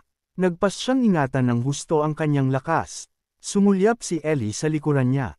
Iniisip na kailangan niyang kumilos ng mas mahusay. Tiningnan niya si Kay at sinabi sa sarili na ayaw niyang mapag-iwanan nito. Samantala, sinunggaban ni Kay sa leeg ang isang nilalang ng anino at brutal na dinurog ito gamit ang kanyang kamay. Tiningnan ni Ellie Cyan si Kay na lubos na nabigla. Tinanong niya ito kung bakit hindi siya gumagamit ng dropper. Nag-atubili si Kay, inalala ang entry exam, at umamin na wala siyang ganoon. Ipinaliwanag niya na masyado itong mahal at ayos lang siyang lumaban nang wala ito. Na nagpaalis kay Ellie na nakatingin na hindi makapaniwala. Si Gale ay natigilan, sumisigaw na walang katuturan para sa isang pioneer na hindi gumamit ng dropper. Ang dropper ay isang mahalagang kasangkapan para sa mga pioneer, na ginagamit upang lagyan ng color energy ang mga armas upang labanan ang mga nilalang. Upang maayos na ma-hunt ang mga halimaw na ito, dapat silang kulayan gamit ang dropper. Tiningnan ng grupo si Kay, na nakatayo sa ibabaw ng mga talunang kalaban. At nagtanong sila kung paano niya nagawang talunin ang mga ito ng kamay lang. Nang wala ang mahalagang kasangkapan, nang inig ang kamay ni Gale habang hinahawakan ang sarili niyang armas. Napagtanto ang agwat sa kanilang mga kakayahan. Inalala niya ang kahihiyan ng pagsusulit. Napagtanto na hindi niya man lang magasgasan ang isang tao na hindi gumagamit ng dropper. Nagngalit ang ngipin ni Gale sa pagkadismaya. Tiningnan niya ng masama ang likuran ni Kay. Sumusumpa sa sarili na dudurogan niya si Kay gamit ang sarili niyang mga kamay balang araw. Habang nagpapatuloy sila papalalim sa kuweba, si Red ang nangunguna na may dalang parol habang sumusunod si Gale. Nagliliyab sa galit, sumulyap si Red sa kanyang pulutong ng may ngisi. Iniisip na hindi masamang makita ang dalawang henyo, na minumotibasyon ng isang baguhan. Ngumiti siya, naniniwala na magiging mas kawili-wili pa ang mga bagay-bagay. Masaya niyang hinikayat ang grupo, na magbigay pa ng kaunting pagsisikap. Sinasabing malapit na sila, at nagmumungkahi na tapusin nila ng mabilis upang magkaroon ng isang party. Matapos ang labanan-laban sa mga halimaw na anino, nakakalat ang mga bangkay ng mga nilalang na parang lobo. Sinabi ni Colorist Red na magpahinga muna sila ng 10 minuto, bagamat binalaan niya ang grupo, sina Gale, Kay, at Ellie Cyan, na hindi pa nagsisimula ang tunay na misyon. Nagbuntong hininga si Gale, nagreklamo na malaki na ang nagamit niya sa kanyang color energy. Naglabas siya ng isang maliit na bote na may kumikinang na berdeng likido. Habang umiinom si Gale, kinilala ito ni Kay bilang personal ink. Ito ay isang espesyal na pino na tintang alchemico, isang mahalagang ngunit bihirang kagamitan para sa mga pioneer na nagpapanumbalik ng kanilang kulay. Dahil kailangan itong gawin upang tumugma sa natatanging kulay ng gumagamit, napakamahal nito. Nanood si Kay nang may inggit habang umiinom sina Gale at Ellie ng kani-kanilang custom ink, umaasa na sana ay may pondo siya para sa gayong mga luho. Mabilis na binaliwala ni Kay ang pag-iisip, at lumayo sa grupo. Inabot niya ang kanyang kamay patungo sa bangkay ng isang natalong shadow creature. Isang malaking pag-ikot ng madilim na enerhiya ang sumabog mula sa katawan nito habang inaaktibo ni Kay ang kanyang abilidad, sinisipsip ang anino direkta sa kanyang kamay. Ang itim na enerhiya ay dumaloy sa kanya. Hinuyam ni Kay ang kanyang kamao, at ang kanyang enerhiya ay ganap na naibalik. Inanunsyo niya na tapos na ang kanyang paggaling. Lumingon siya pabalik sa kanyang mga kasamahan, na nakatingin ng may takot at hindi makapaniwala. Nag-aalangan na nagtanong si Ellie kung sigurado siyang maayos siya. Iwinagayway ni Kay ang kanilang pag-aalala, ipinaliwanag na ginawa na niya ito ng ilang beses. Sumigaw si Gale nang hindi makapaniwala na sinipsip lang ni Kay ang isang halimaw ng walang pag-aalinlangan. Bago sila makapagpatuloy, sumingit si Red, idineklara na tapos na ang pahinga. Naglakbay ang grupo ng mas malalim sa kanyon hanggang sa inanunsyo ni Red na nakarating na sila. Nakita ng koponan ng isang napakalaking vortex ng purong itim na enerhiya na humaharang sa kanilang daan. Nakatingin si Kay, bumubulong. Sinasabing mukha itong itim na kurtina. Ngumiti si Red sa gulat na ekspresyon ni Kay, at inihayag na ang madilim na harang na ito ang partikular na dahilan kung bakit niya isinama si Kay. Upang magpakita, nagpatawag si Red ng isang bola ng pulang enerhiya, at nagpakawala ng isang malakas na sinag patungo sa itim na vortex. Tumama ang atake sa ibabaw, ngunit sa halip na bamutas, ang enerhiya ay agad na nilamon ng kadiliman. Ipinaliwanag ni Red na kung sino man ang sumubok na piliting buksan ang harang, sinisipsip nito ang lakas at nagiging mas matibay. Nabanggit niya na ito ay halos katulad ng abilidad ni Kay. Kaya may hinala siya na magagawa ni Kay na sirain ang madilim na harang. Si Kay lamang ang may kakayahang burahin ito. Itinuro ni Red ang madilim na pader, inihayag na ang daan patungo sa mga guho ay nasa loob. Inanunsyo niya na sa loob ng mga guhong iyon nakatago ang kanilang tunay na layunin, ang Stella Fragment. Nanlaki ang mga mata ni Kay sa pagkabigla. Nalito ang iba pang mga recruit. Tinanong ni Gale kung ano ang Stella, at umamin si Ellie na hindi pa niya ito naririnig. Ngunit wala namang idea si Kay kung ano ito. Tiniyak ni Red sa kanila na umiiral ito, at desperado ang Shining City na mahanap ito. Nagtaas siya ng daliri kay Kay, inutusan siyang alisin ang harang. Humakbang si Kay pasulong patungo sa matayog na pader ng kadiliman. Sa paghawak niya rito, ang pagsipsip niya ng lakas ay hindi maipaliwanag. Ang abilidad ni Kay ay umaktibo, at ang itim na enerhiya ng harang ay nagsimulang damaloy ng marahas sa kanyang kamay. Isang malaking buhawi ang nabuo habang ang dambuhalang harang ay ipinapasok kay Kay. Pinanood ni Red, Gale, at Ellie habang nilalamon ang balakid. Nanood si Red ng may namanghang ngiti, natuwa dahil tama ang kanyang teorya. Habang nawawala ang harang, sinabi niya kay Kay na ang kanyang kapangyarihan ay magiging lubhang kapakipakinabang. Gayunpaman, mukhang malungkot si Kay, pinagpapawisan at nanginginig. Habang nagpupumilit siyang pigilan ang napakalaking enerhiya na kakatapos lang niyang sipsipin. Bigla, niyanig ng malakas ang lupa. Natarante sina Gale at Ellie habang lumalakas ang mga pagyanig. Napagtanto nila na ang malakas na ingay ay tiyak na makakaakit ng napakaraming nakamamatay na nilalang. Ang malakas na ugong na sanhi ng ginawa ni Kay ay umalingaw sa buong kanyon. Bigla, isang kawan ng itim, malalobong mga halimaw ang lumabas mula sa mga bangin. Napalibutan ang grupo. Inilabas nina Ellie at Gale ang kanilang mga sandata. Habang tumawa si Red na napakaraming creatures ang nagtipon upang salubungin sila. Inutusan ni Red ang iba pang miyembro ng koponan na asikasuhin ang mga halimaw, habang si Kay naman ay nag-focus sa pag-aalis ng harang. Nang may malamig na ekspresyon, inutusan ng leader ng koponan ang kanyang squad na paksay ng bawat halimaw. Tumalon sina Gale at Ellie sa aksyon. Kumilos si Gale nang may hindi kapani-pani walang bilis, hinihiwa ang mga nilalang na anino gamit ang mga atake na pinasukan ng hangin. Pinakawala ni Ellie ang kanyang kapangyarihan, nagpatawag ng malalaking ice spike mula sa lupa na tumutusok sa maraming kalaban. Habang nakikipaglaban ng matindi ang dalawang recruit, pinagmamasdan sila ni Red. Nabanggit niya na handa siyang tumulong, ngunit hindi na kailangan. Walang kahirap-hirap siyang nagpatawag ng mga orbs ng pulang enerhiya at nagpaputok ng mga sinag na tumatagos sa natitirang mga halimaw. Iniisip ni Red na bagamat sila ay mga bagong recruit, sapat na mataas ang kanilang kasanayan. Samantala, patuloy na sinisipsip ni Kay ang napakalaking enerhiya. Ngumiti si Red, iniisip kung gaano kaganda kapag ginagawa ng kanyang mga nasasakupan ang mahirap na trabaho. Habang nagbabantay si Red, nahihirapan si Kay sa pabago-bagong enerhiya. Napansin niya na ang lakas ng harang ay tila katulad ng sa kanya. Nagtataka kung dahil ba pareho sila ng itim na katangian. Napagtanto niya ang panganib. Kung mawawala ang kanyang focus, ang napakalaking enerhiya ng harang ay babaligtarin ang daloy at aagawin ang kanyang kulay.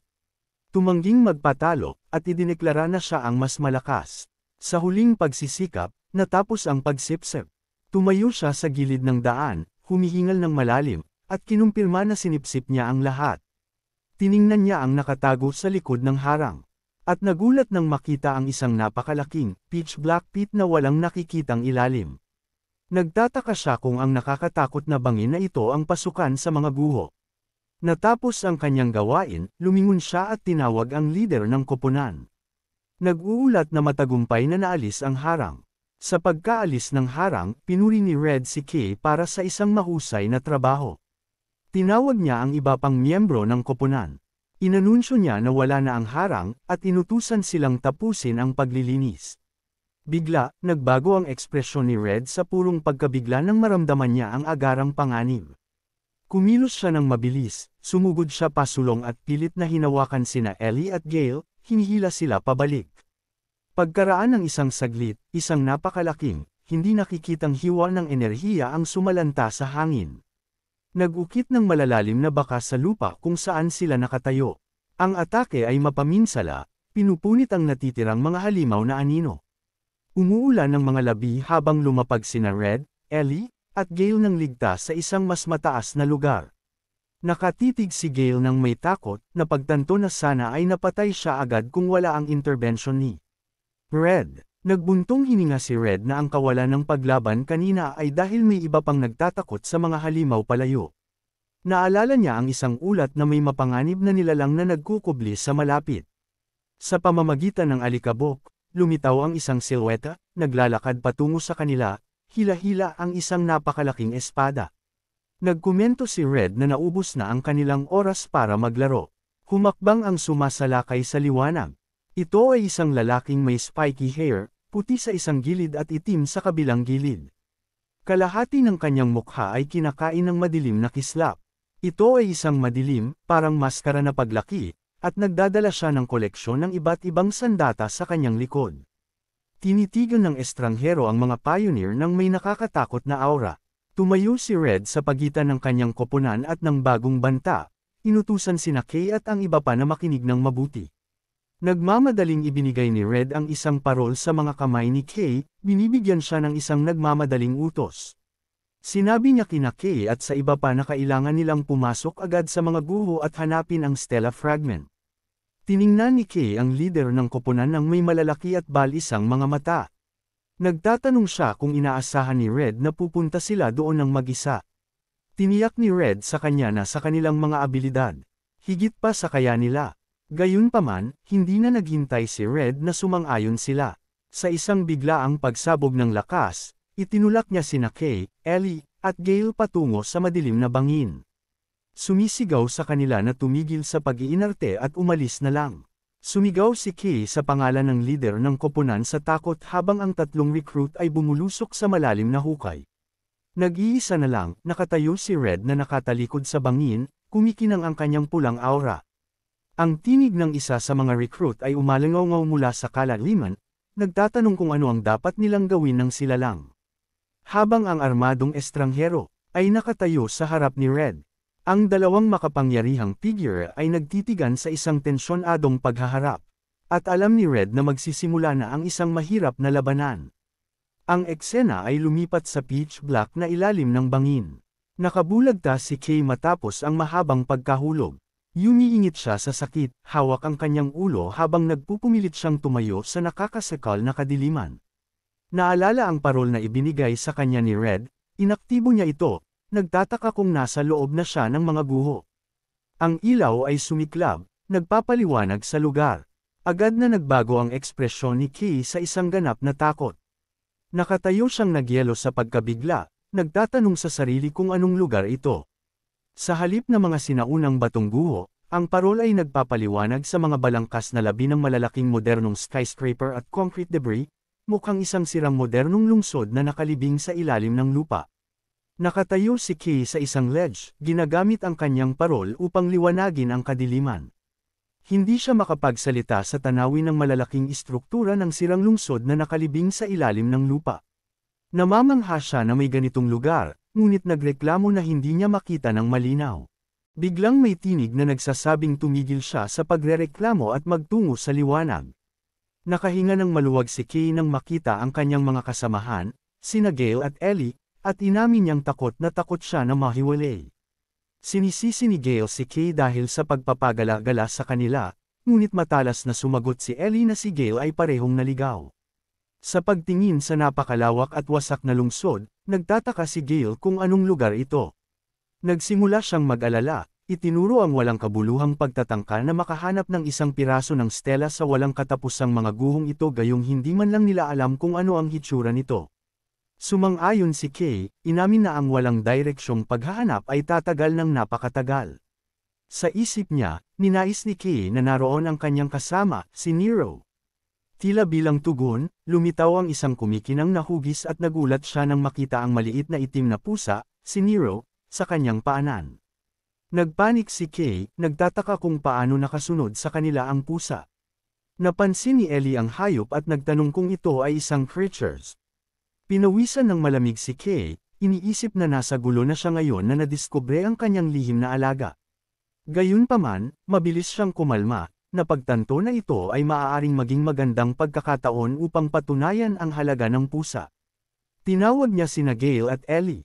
Hawak si Nero, ngumiti si Kay nang may kumpiyansa at inihayag na mayroon siyang paraan upang madaling mahanap ang piraso ng stela. Nagtipon ng grupo habang ipinapaliwanag ni Kay na ang maliit na nilalang na kanyang pinalaki ang magdadala sa kanila sa layunin. Galit na sumigaw si Gale, tumatangging maniwala rito. Gayunpaman, habang nakikipagtalo si Gale, tuluyang binaliwala siya ni Ellie, na nabighani sa kariktan ng pusa. Nagpasya si Kay na ipakita ang kakayahan ni Nero. Sumigaw ang itim na pusa mula sa dibdib ni Ellie, pagkatapos ay tumalon mula sa mga bisig nito, na ikinagulat niya. Habang nasa himpapawid, ang pusa ay nagbago at naging isang umiikot na buhawi ng enerhiya. Sumabog ang isang nakakasilaw na liwanag, na nagpapailaw sa madilim na mga guho at nag-iwan sa grupo na gulat. Ang bola ng liwanag ay humarurot pasulong, lumilikha ng isang maliwanag na landas, at sinundan ito ng 3 pioneer. Habang naglalakad, ipinahayag ni Gale ang kanyang pagdududa, tinatanong kung paanong ang isang nilalang ay maaaring magkaroon ng ganoong katalinuhan at isang espesyal na kakayahan. Humingi siya ng sagot kung saan ito nahanap ni Kay. Binaliwala siya ni Kay at binigyang kahulugan ang mga paggalaw ng kumikinang na pusa, sinasabi sa grupo na sinabi ni Nero na nandoon ang piraso ng stela. Bigla, napansin ng nilalang ang isang bakas at mabilis na humarurot. Ang bakas ng liwanag ay umiikot sa naguhong lungsod, at ang grupo ay dumating sa isang napakalaking istrukturang semento. Isang madilim na lagusan ang nasa unahan, at nagtataka si Kay kung gaano pa sila kalalim kailangang magpatuloy. Tinuya siya ni Gale, tinanong kung natatakot siya. Gumanti si Kay at tinanong kung sino ang nagsabi na natatakot siya. Naglakad sila sa isang napakalaki, mataas ang kisaming pasilyo, kung saan ang kumikinang na pusa ang nagbibigay liwanag sa daan. Sinabi ni Kay na ang pasilidad ay mas malaki kaysa sa inaasahan niya. Bigla, napansin niya si Nero na nakalutang sa harap ng isang malaking pintuang metal, at naisip niyang may nakita itong mahalaga. Ang katahimikan ay sinira ng mabigat na tunog ng isang napakalaking paang mekanikal. Natigilan si Kay habang isang higanting binti ng metal ang lumapag mismo sa harap nila. Naguguluhan si Gale, napansin na ito ay mukhang naiiba sa mga biological creature na sanay silang labanan.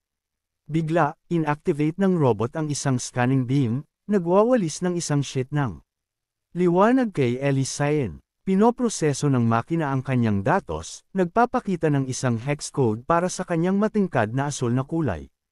Ang scanner ay lumipat kay Gale, nirehistro ang kanyang berdeng color code. Sa wakas, tumama ang beam kay Kay, na kinakabahang napagtanto na iniskan ng makina ang kanilang mga kulay upang tukuyin sila. Kinumplito ng makina ang scan, nagpapakita ng hex code para sa ganap na itim na kulay. Sa pagtukoy nito, mas lumiwanag ang mata ng robot. Inihayag nito na natukoy nito ang kulay ng Black Witch, at tinutukoy si Kay bilang isang banta, idineklara nitong sisimulan niya ang pag-eliminate.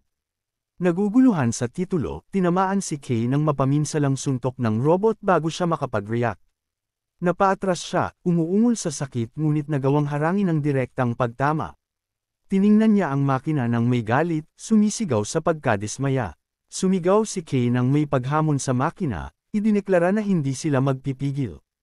Itinaas ng higanteng robot ang napakalaking kamao nito, nagbabantang durugan sila. Sumugod si Kay, ang kanyang kamao ay marahas na bumangga sa braso ng metal na makina. Napaatras siya sa sakit, nagtataka kung bakit napakatigas ng baluti nito. Pinanood ni Gale ng may pagkalito habang naghahanda ang robot ng isa pang mabigat na suntok. Humakbang si Ellie, sinaktan ang makina gamit ang kanyang rapier, ngunit tumalsik ang mga spark habang tumama ang kanyang talam sa baluti. Nakatingin siya ng gulat, napagtanto na wala siyang iniwan kahit isang gasgas. Nagpapanik si Ellie, nagtataka kung ang kanyang mga kapangyarihan ay walang epekto laban sa isang makina. Samantala, inaanalisa ni Kay ang kalaban, napansin ang kumikinang na core sa dibdib nito. Nakita niya ang likidong umiikot sa loob at kinilala ito bilang ang weak point. Sumugod si Kay, naghagis ng matalas na left hook. Bigla, nag-react ang robot ng may hindi inaasahang bilis, inindayog ang braso nito na parang club. Bahagya lang nakaiwas si Kay sa mabigat na suntok. Napaatras siya, nadidismaya na ang kanyang normal na mga atake ay walang epekto. May napagtanto siya, naalala niya ang oras na nababalutan ang kanyang katawan ng itim na enerhiya at nagpasya siyang gamitin ang kapangyarihang iyon. Alam niyang ang isang buong transformation ay kumokonsumo ng masyadong maraming kulay, nagkompromiso siya sa pamamagitan ng pagtutok ng lahat ng kanyang enerhiya lamang sa kanyang kanang kamao, binabalutan ito ng isang siksik na layer ng itim na aura. Sa pagkumpleto ng kanyang paghahanda, tumalon si Kay sa hangin at inindayog ang kanyang pinahusay na kamao ng buong lakas niya. Ang suntok ay tumama ng perpekto, tumusok ng diretsyo sa dibdib ng robot at binali ang core nito. Ang puwersa ng suntok ay ganap na sum-iral sa pangitaas na katawan ng makina. Ang ulo ng robot ay lumilipad at ang liwanag sa mata nito ay kumukupas. Nakatayo si Kay sa gitna ng mga labi, huminga ng maluwag habang tahimik na nanunood sina Gale at Ellie. Sa gitna ng mga labi, napansin ni Kay ang isang bilog na bagay at kinuha ang core ng robot, iniisip na magiging masaya si Mari dito bilang regalo. Bigla, sinigawan ni Gale si Kay, humihingi ng sagot kung ano ang kapangyarihang iyon, hinorner nila ni Ellie si Kay, binobomba siya ng mga tanong. Kinakabahang iniwasan ni Kay ang kanilang mga tanong sa pamamagitan ng pag-aangkin na ang teknik ay nagdudulot ng matinding pagkaubos ng kanyang kulay. Habang nagsasalita siya, ang malaking pintuang metal sa likod nila ay nagsimulang mag-slide upang bumukas, nagbubunyag ng isang pitch black void. Bigla, lumipad si Nero palabas ng kadiliman, sumisigaw sa takot. Ang pusa ay nakalutang malapit kay Kay, nanginginig sa takot. Tumingin si Kay patungo sa madilim na pintuan, nakadarama ng kakaiba. Sa kabila ng babala ng pusa, lumapit siya, inaamin na wala siyang makita sa loob. Sa pagdampi ng kanyang mga daliri, ang itim na ibabaw ay umalpas tulad ng tubig. Bigla, ang kadiliman ay sumabog palabas, napakalaking mga tendril ng anino ang umikot sa hangin. Ang kadiliman ay bumulusok mula sa pintuan, nilamon ang grupo. Sumigaw sina Kay at Ellie habang hinihila sila patungo sa pasukan. Walang magawa laban sa puwersa, lahat ng tatlo ay sinipsip sa itim na void. Ang grupo ay nahulog sa isang walang katapusang itim na espasyo, lumapag sa isang bago, pitch black na kapaligiran. Umungol si Gale sa sakit, nagrereklamo tungkol sa pagkahulog at sa kadiliman. Inangat niya ang kanyang mga kamay upang tingnan ang sarili, pagkatapos ay huminto, napansin ang kakaiba. Tiningnan niya ang kanyang dibdib at hinawakan ang kanyang jacket sa lubos na pagkabigla, napagtanto na ang kanyang kulay, ang berde na tumutukoy sa kanyang kapangyarihan, ay tuluyang naglaho, iniiwan siya sa itim at puti. Nakatayo sina Kay at Ellie sa tabi niya, parehong natatakot. Ang buong mundo sa paligid nila, kasama ang kanilang mga katawan, ay nawala ng lahat ng kulay. Nakatayo sila sa monochrome na katotohanan ito, naguguluhan at natatakot, nagtataka kung ano ang nangyari sa kanila. Malayo sa mga guho sa ilalim ng lupa, isang maliit na alakdan ang nagmamadaling gumagala sa wasteland na may maliwanag, kumikinang na lungsod sa likuran. Sa isang lugar sa lungsod nakatayo ang Eastern Government Office. Sa loob, isang malaking opisyal na kilala bilang ang chief ang sumisigaw sa galit, humihingi ng sagot kung natagpuan na ba siya. Isang kinakabahang subordinate ang nagulat na ang individual ay nasa isang exploration mission kasama ang colorist na si Red. Galit na galit ang chief, sumisigaw tungkol sa itim. Hindi siya makapaniwala na dadalhin ni Red ang isang tao na may ganoong mapanganib na kulay sa field.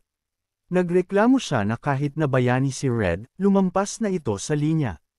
Ipinaliwanag ng chief na ang isang kamakailang paglitaw ng nilalang ay nagdulot ng gulo sa ruling council, takot na nagsimula na ang mapaminsalang itim na alon. Nagreklamo siya na siya ang mananagot. Habang nagsasalita siya, isang babae na may kulay rosas at dilaw na buhok ang ngumiti ng mapang-asar, sinabi na galit na naman ng chief. Ang babae, si Camellia, ang pinuno ng Dawn Pioneering Corps, ay pinayuhan ng chief na kumalma bago siya mapunta sa ospital. Ipinaliwanag niya na naiintindihan niya ang kanyang pag-aalala, ngunit hindi niya dapat pangunahan ang sarili. Tinanong niya kung talagang naniniwala siyang kikilos si Red nang hindi nag-iisip. Iginiit niya na si Red ay isang maaasahang safeguard, perpekto para sa pagbabantay sa bata. Iminungkahi ni Camellia na ang pagkuha ng isang high-risk na individual ay maaaring magbigay ng hindi inaasahang positibong resulta. Humigop siya ng tsaa, na nagsasabing ang kailangan nila ngayon ay tiwala, hindi pag-aalala. Gayunpaman, sumimangot si Camellia sa mapait na tsaa. Binaliwala siya ng chief, at naglagay ng napakaraming asukal sa pot habang nagtataka. Ang chief kung paano makakainom ang sinuman ng ganoon katamas. Sinigawan siya ng chief na mag-focus. Naging seryoso ang ekspresyon ni Camellia. Kinikilala niya na nag-iingat ang chief sa itim dahil iniuugnay ito sa maalamat na Black Witch. Isinalaysay niya na ang itim ay sumisimbolo ng kamatayan at takot, tinutukoy ang isang makasaysayang kalamidad na dulot ng witch na kilala bilang ang unang Black Wave. Ipinaliwanag niya na halos mapuksa ang sangkatauhan noon dahil nabalot ang mundo ng madilim na hamog at lumitaw ang mga creatures, na lumikha ng Black Lands. Hinulaan ni Camellia na hindi maiiwasan ang isa pang wave at na ang kanilang eksplorasyon ay paraan para mag-survive. Binanggit niya ang kamakailang mga anomalya at ang paglitaw ng isang Black Wielder. Nang may determinadong tingin, sinabi niya sa chief na dapat nilang gamitin ang bawat onsa ng kapangyarihang magagamit, kahit ang itim, at hinimok siyang hikayatin ng council. Mukhang hindi mapakali ang chief, inamin na hindi ito kasing dali ng pakinggan. Gayunpaman, tiningnan niya ang isang katalog na naglalaman ng litrato ni Kay at nangakong susubukan niya ang kanyang makakaya. Habang nakatitig sa larawan, nagmuni-muni ang chief na marahil ang kapalaran ng lungsod ay umiikot sa isang batang ito. Samantala, nakatayo ang tatlong pioneers sa isang walang katapusan, pitch black void, ang kanilang mga katawan ay kumikinang bilang mga puting outline. Nalilito sila kung nasaan sila. Nagpapanik na lumingon si Gale kay Kay, itinuro at sumisigaw na naglaho ang kanilang mga kulay, humihingi ng sagot kung bakit mayroon pa rin si Kay. Sumagot si Kay, nang walang interes, na wala siyang alam, nagmumungkahi na marahil ay dahil ang kanyang kulay ay itim, na tumutugma sa kadiliman. Bigla, yumuko si Gale, pagod na pagod, at hinawakan ni Elysian ang kanyang ulo, nakadarama ng panghihina. Pinanood sila ni Kay, naguguluhan, nagtataka kung bakit siya ay maayos. Napagtanto niya na marahil ay dahil ginugol niya ang kanyang buhay bilang isang walang kulay na tao, kaya hindi ito bago. Binanggit ni Gale ang isang kakaibang sensasyon sa loob ng kanyang katawan. Sumangkit siya at nakita ang isang mahina, kumikinang na liwanag na umaalpas sa loob niya, tulad ng isang core. Bigla, ang nakakatakot na mga tunog ng bulong ay bumagsak sa kanila. Lumingon sila ng may alarma, natatakot, sumigaw si Gale sa kadiliman, humihingi ng sagot kung sino ang bumubulong at magpakita. Nakikinig si Kay, nagtataka kung ito ang parehong tinig na karaniwang nakikipag-usap sa kanya, ngunit napagtanto na iba ito. Sa sandaling iyon, isang madilim, parang multo na silhouette ng isang babaeng may mahabang buhok ang lumabas mula sa mga anino. Naramdaman ni Kay ang presensya at mabilis na lumingon. Natigilan sina Gale at Ellie, nauutal sa takot, hindi matukoy kung ang parang multo na anyo ay isang creatures. Natatakot sila dahil lumitaw ito kaagad ng walang babala. Ang misteryosong figure ng anino ay nagtaas ng isang kamay, at itinuro ang isang daliri sa dibdib ni Kay. Natigilan si Kay, lumaki ang kanyang mga mata habang napagtanto niyang siya ang tanging pinupuntirya. Ang kanyang isip ay marahas na hinayla sa isang magulong vision ng isang umiikot na buhawi ng enerhiya na lumalamon sa isang lungsod. Ang eksena ay nagbago sa isang nakakatakot, blood-red nightmare ng isang mundo na nasa guho. Na-overrun ng napakalaking mga hayop, isang higanteng mata ang bumukas sa langit sa itaas ng isang horde ng mga shadow creature, habang ang isang nakakatakot, multi-eyed beast ay nakatitig. Mula sa karamihan, ang vision ay naputol sa mukha ng misteryosong babae na may mahabang buhok, nakatitig sa kanya gamit ang isang kumikinang na mata. Natagpuan ni Kay ang sarili na nakatayo sa harap ng isang napakalaki, nakasisilaw na asul na enerhiya, hindi sigurado kung nakikita niya ang isang alaala o katotohanan. Ang kanyang pagkalito ay lumalim, at kinwestiyon niya ang kanyang sariling pagkakakilanlan. Malalim sa kanyang subconscious, isang tinig mula sa isang maliwanag na liwanag ang nagsasabing kailangan niya ng pangalan. Isang malabo, nakangiting figure mula sa kanyang nakaraan ang nagbigay sa kanya ng pangalang Kay, hinihikayat siyang hanapin ang kanyang sariling liwanag at kulay. Ang vision ay biglang natapos, at bumalik si Kay sa kasalukuyan ng may malakas na paghingal. Mukha siyang natakot, pinawisan habang ang pagkabigla ng alaala ay tumama sa kanya. Nadapa siya sa void, hawak ang kanyang ulo at humihingal, nagmumura kung bakit ang mga hindi nais na eksena ay nagpipilit na pumasok sa kanyang isip. Hinawakan ni Kay ang kanyang ulo, sinusubukang i-proseso ang magulong vision. Galit siyang sumusubok na panghawakan ang kumukupas na alaala, sinasabi sa sarili na dapat may sagot. Bigla, ang pangalang Rumil ay lumitaw mula sa kanyang isip. Naguguluhan siya, nagtataka kung sino yon. Ang kanyang mga iniisip ay naabala ni Gale, na nawala ang kanyang pagpipigil sa sarili. Sumisigaw ang swordsman sa kadiliman, hinahamon ang mga hindi nakikitang kaaway at inindayog ang kanyang espada ng ligaw, naghahalusinate ng isang labanan. Lumingon si Kay upang makita si Gale na iniindayog ang kanyang sandata ng mapanganib na malapit kay Elysian na nakayuko sa takot. Umiiyak si Gale, ganap na hiwalay sa realidad. Nanginginig si Ellie, nagmamakaawa na tumigil siya. Binaliwala ang kanyang mga pakiusap, nagpatuloy si Gale sa kanyang rampage, sumisigaw na mamatay ang lahat. Ang kanyang mga mata ay naitim at dumudugo, nagpapakita na nabaliw siya dahil sa void. Samantala, si Elysian ay nakulong sa sarili niyang bangungot. Ang mga luha ng itim na likido ay umaagos sa kanyang mukha habang hawak niya ang kanyang ulo, humihingi ng paumanhin sa kanyang kapatid, muling nabubuhay sa isang traumatikong alaala. Pinanood ni Kay ng may pag-aalala, napagtanto na lumalala ang kalagayan ng kanyang mga kasamahan. Nauunawaan niya na ang nilalang at ang espasyong ito ay nagpapasama sa kanila at nagpasya siyang kailangan nilang tumakas kaagad. Bigla, umalangaw ang isang pamilyar na tunog.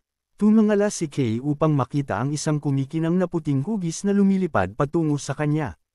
Ngumiti siya ng may ginhawa, napagtanto na ligtas si Nero. Binati niya ang pusa, tinatanong kung ayos lang ito. Si Nero ay lumipad ng galit, nagsinyas patungo sa malayo. Naiintindihan ni Kay na sinasabi ni Nero na mayroong isang bagay doon. Ang pusa ay lumipad palayo, nag-iwan ng isang bakas ng liwanag. Nagpasya si Kay na sundan ang landas. Gayunpaman, huminto si Kay at lumingon sa kanyang mga kasamahan. Si Gale ay patuloy na iniindayog ang kanyang espada ng marahas sa ibabaw ng traumatized na si Ellie. Napagtanto ni Kay na hindi niya sila maaaring iwan. Lumingon siya kay Nero at tinanong kung magagamit ng pusa ang kanyang mga kakayahan upang tumulong. Isang napakalaking surge ng purification light ang sumambulat mula sa pusa, nilalamon sina Gale at Ellie. Sa loob ng liwanag, ang madilim na corruption ay nagsimulang mag-evaporate. Tumigil sina Ellie at Gale sa pagsigaw habang nawawala ang itim na impluwensya. Pinanood ni Kay ng may kasiyahan, napansin na gumagana ang liwanag. Nang protektado na ang kanyang mga kasamahan, sinabi ni Kay sa kanila na manatili doon.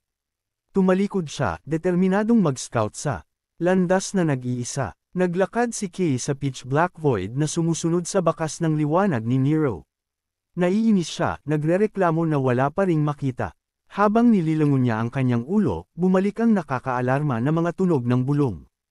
Isang misteryosong tinig ang umalangaw-ngaw, na nagsasabing walang kulay ang makakahipo sa iyo.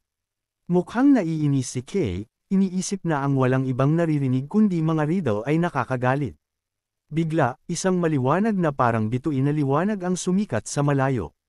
Ang ekspresyon ni Kay ay nagbago sa pagkasabik, at nagsimula siyang tumakbo patungo sa ilaw. Habang papalapit siya, lumiwanag ang kanyang mukha sa pagkamangha. Nakatayo siya sa harap ng isang napakalaki, kumikinang na istruktura na hugis 4 na talam na bituin sa isang stone monolith, na pagtanto niyang natagpuan niya ang kanyang layunin. Kinilala ni Kay ang bagay bilang ang Stella Fragment, na nagpapalabas ng isang malakas na banal na liwanag. Napansin niya na ang liwanag at hugis nito ay naiiba sa kanyang nakita, nagtataka kung ang bawat piraso ay natatangi. Nagpa siya na huwag mag-aksaya ng oras, umakyat siya sa mabatong mound upang kunin ang item, at tumakas sa hindi kanais-nais na dimensyon. Inabot niya ang kanyang kamay patungo sa kumikinang na core. Ang liwanag ay umikot ng marahas. Bigla, isang napakalaking surge ng enerhiya ang damaloy mula sa fragment papunta sa kanyang kamay, habang ang kanyang kakayahan sa engravings ay nag-trigger ng automatiko. Nagulat si Kay, ang kanyang katawan ay kumikinang sa sinipsip na enerhiya.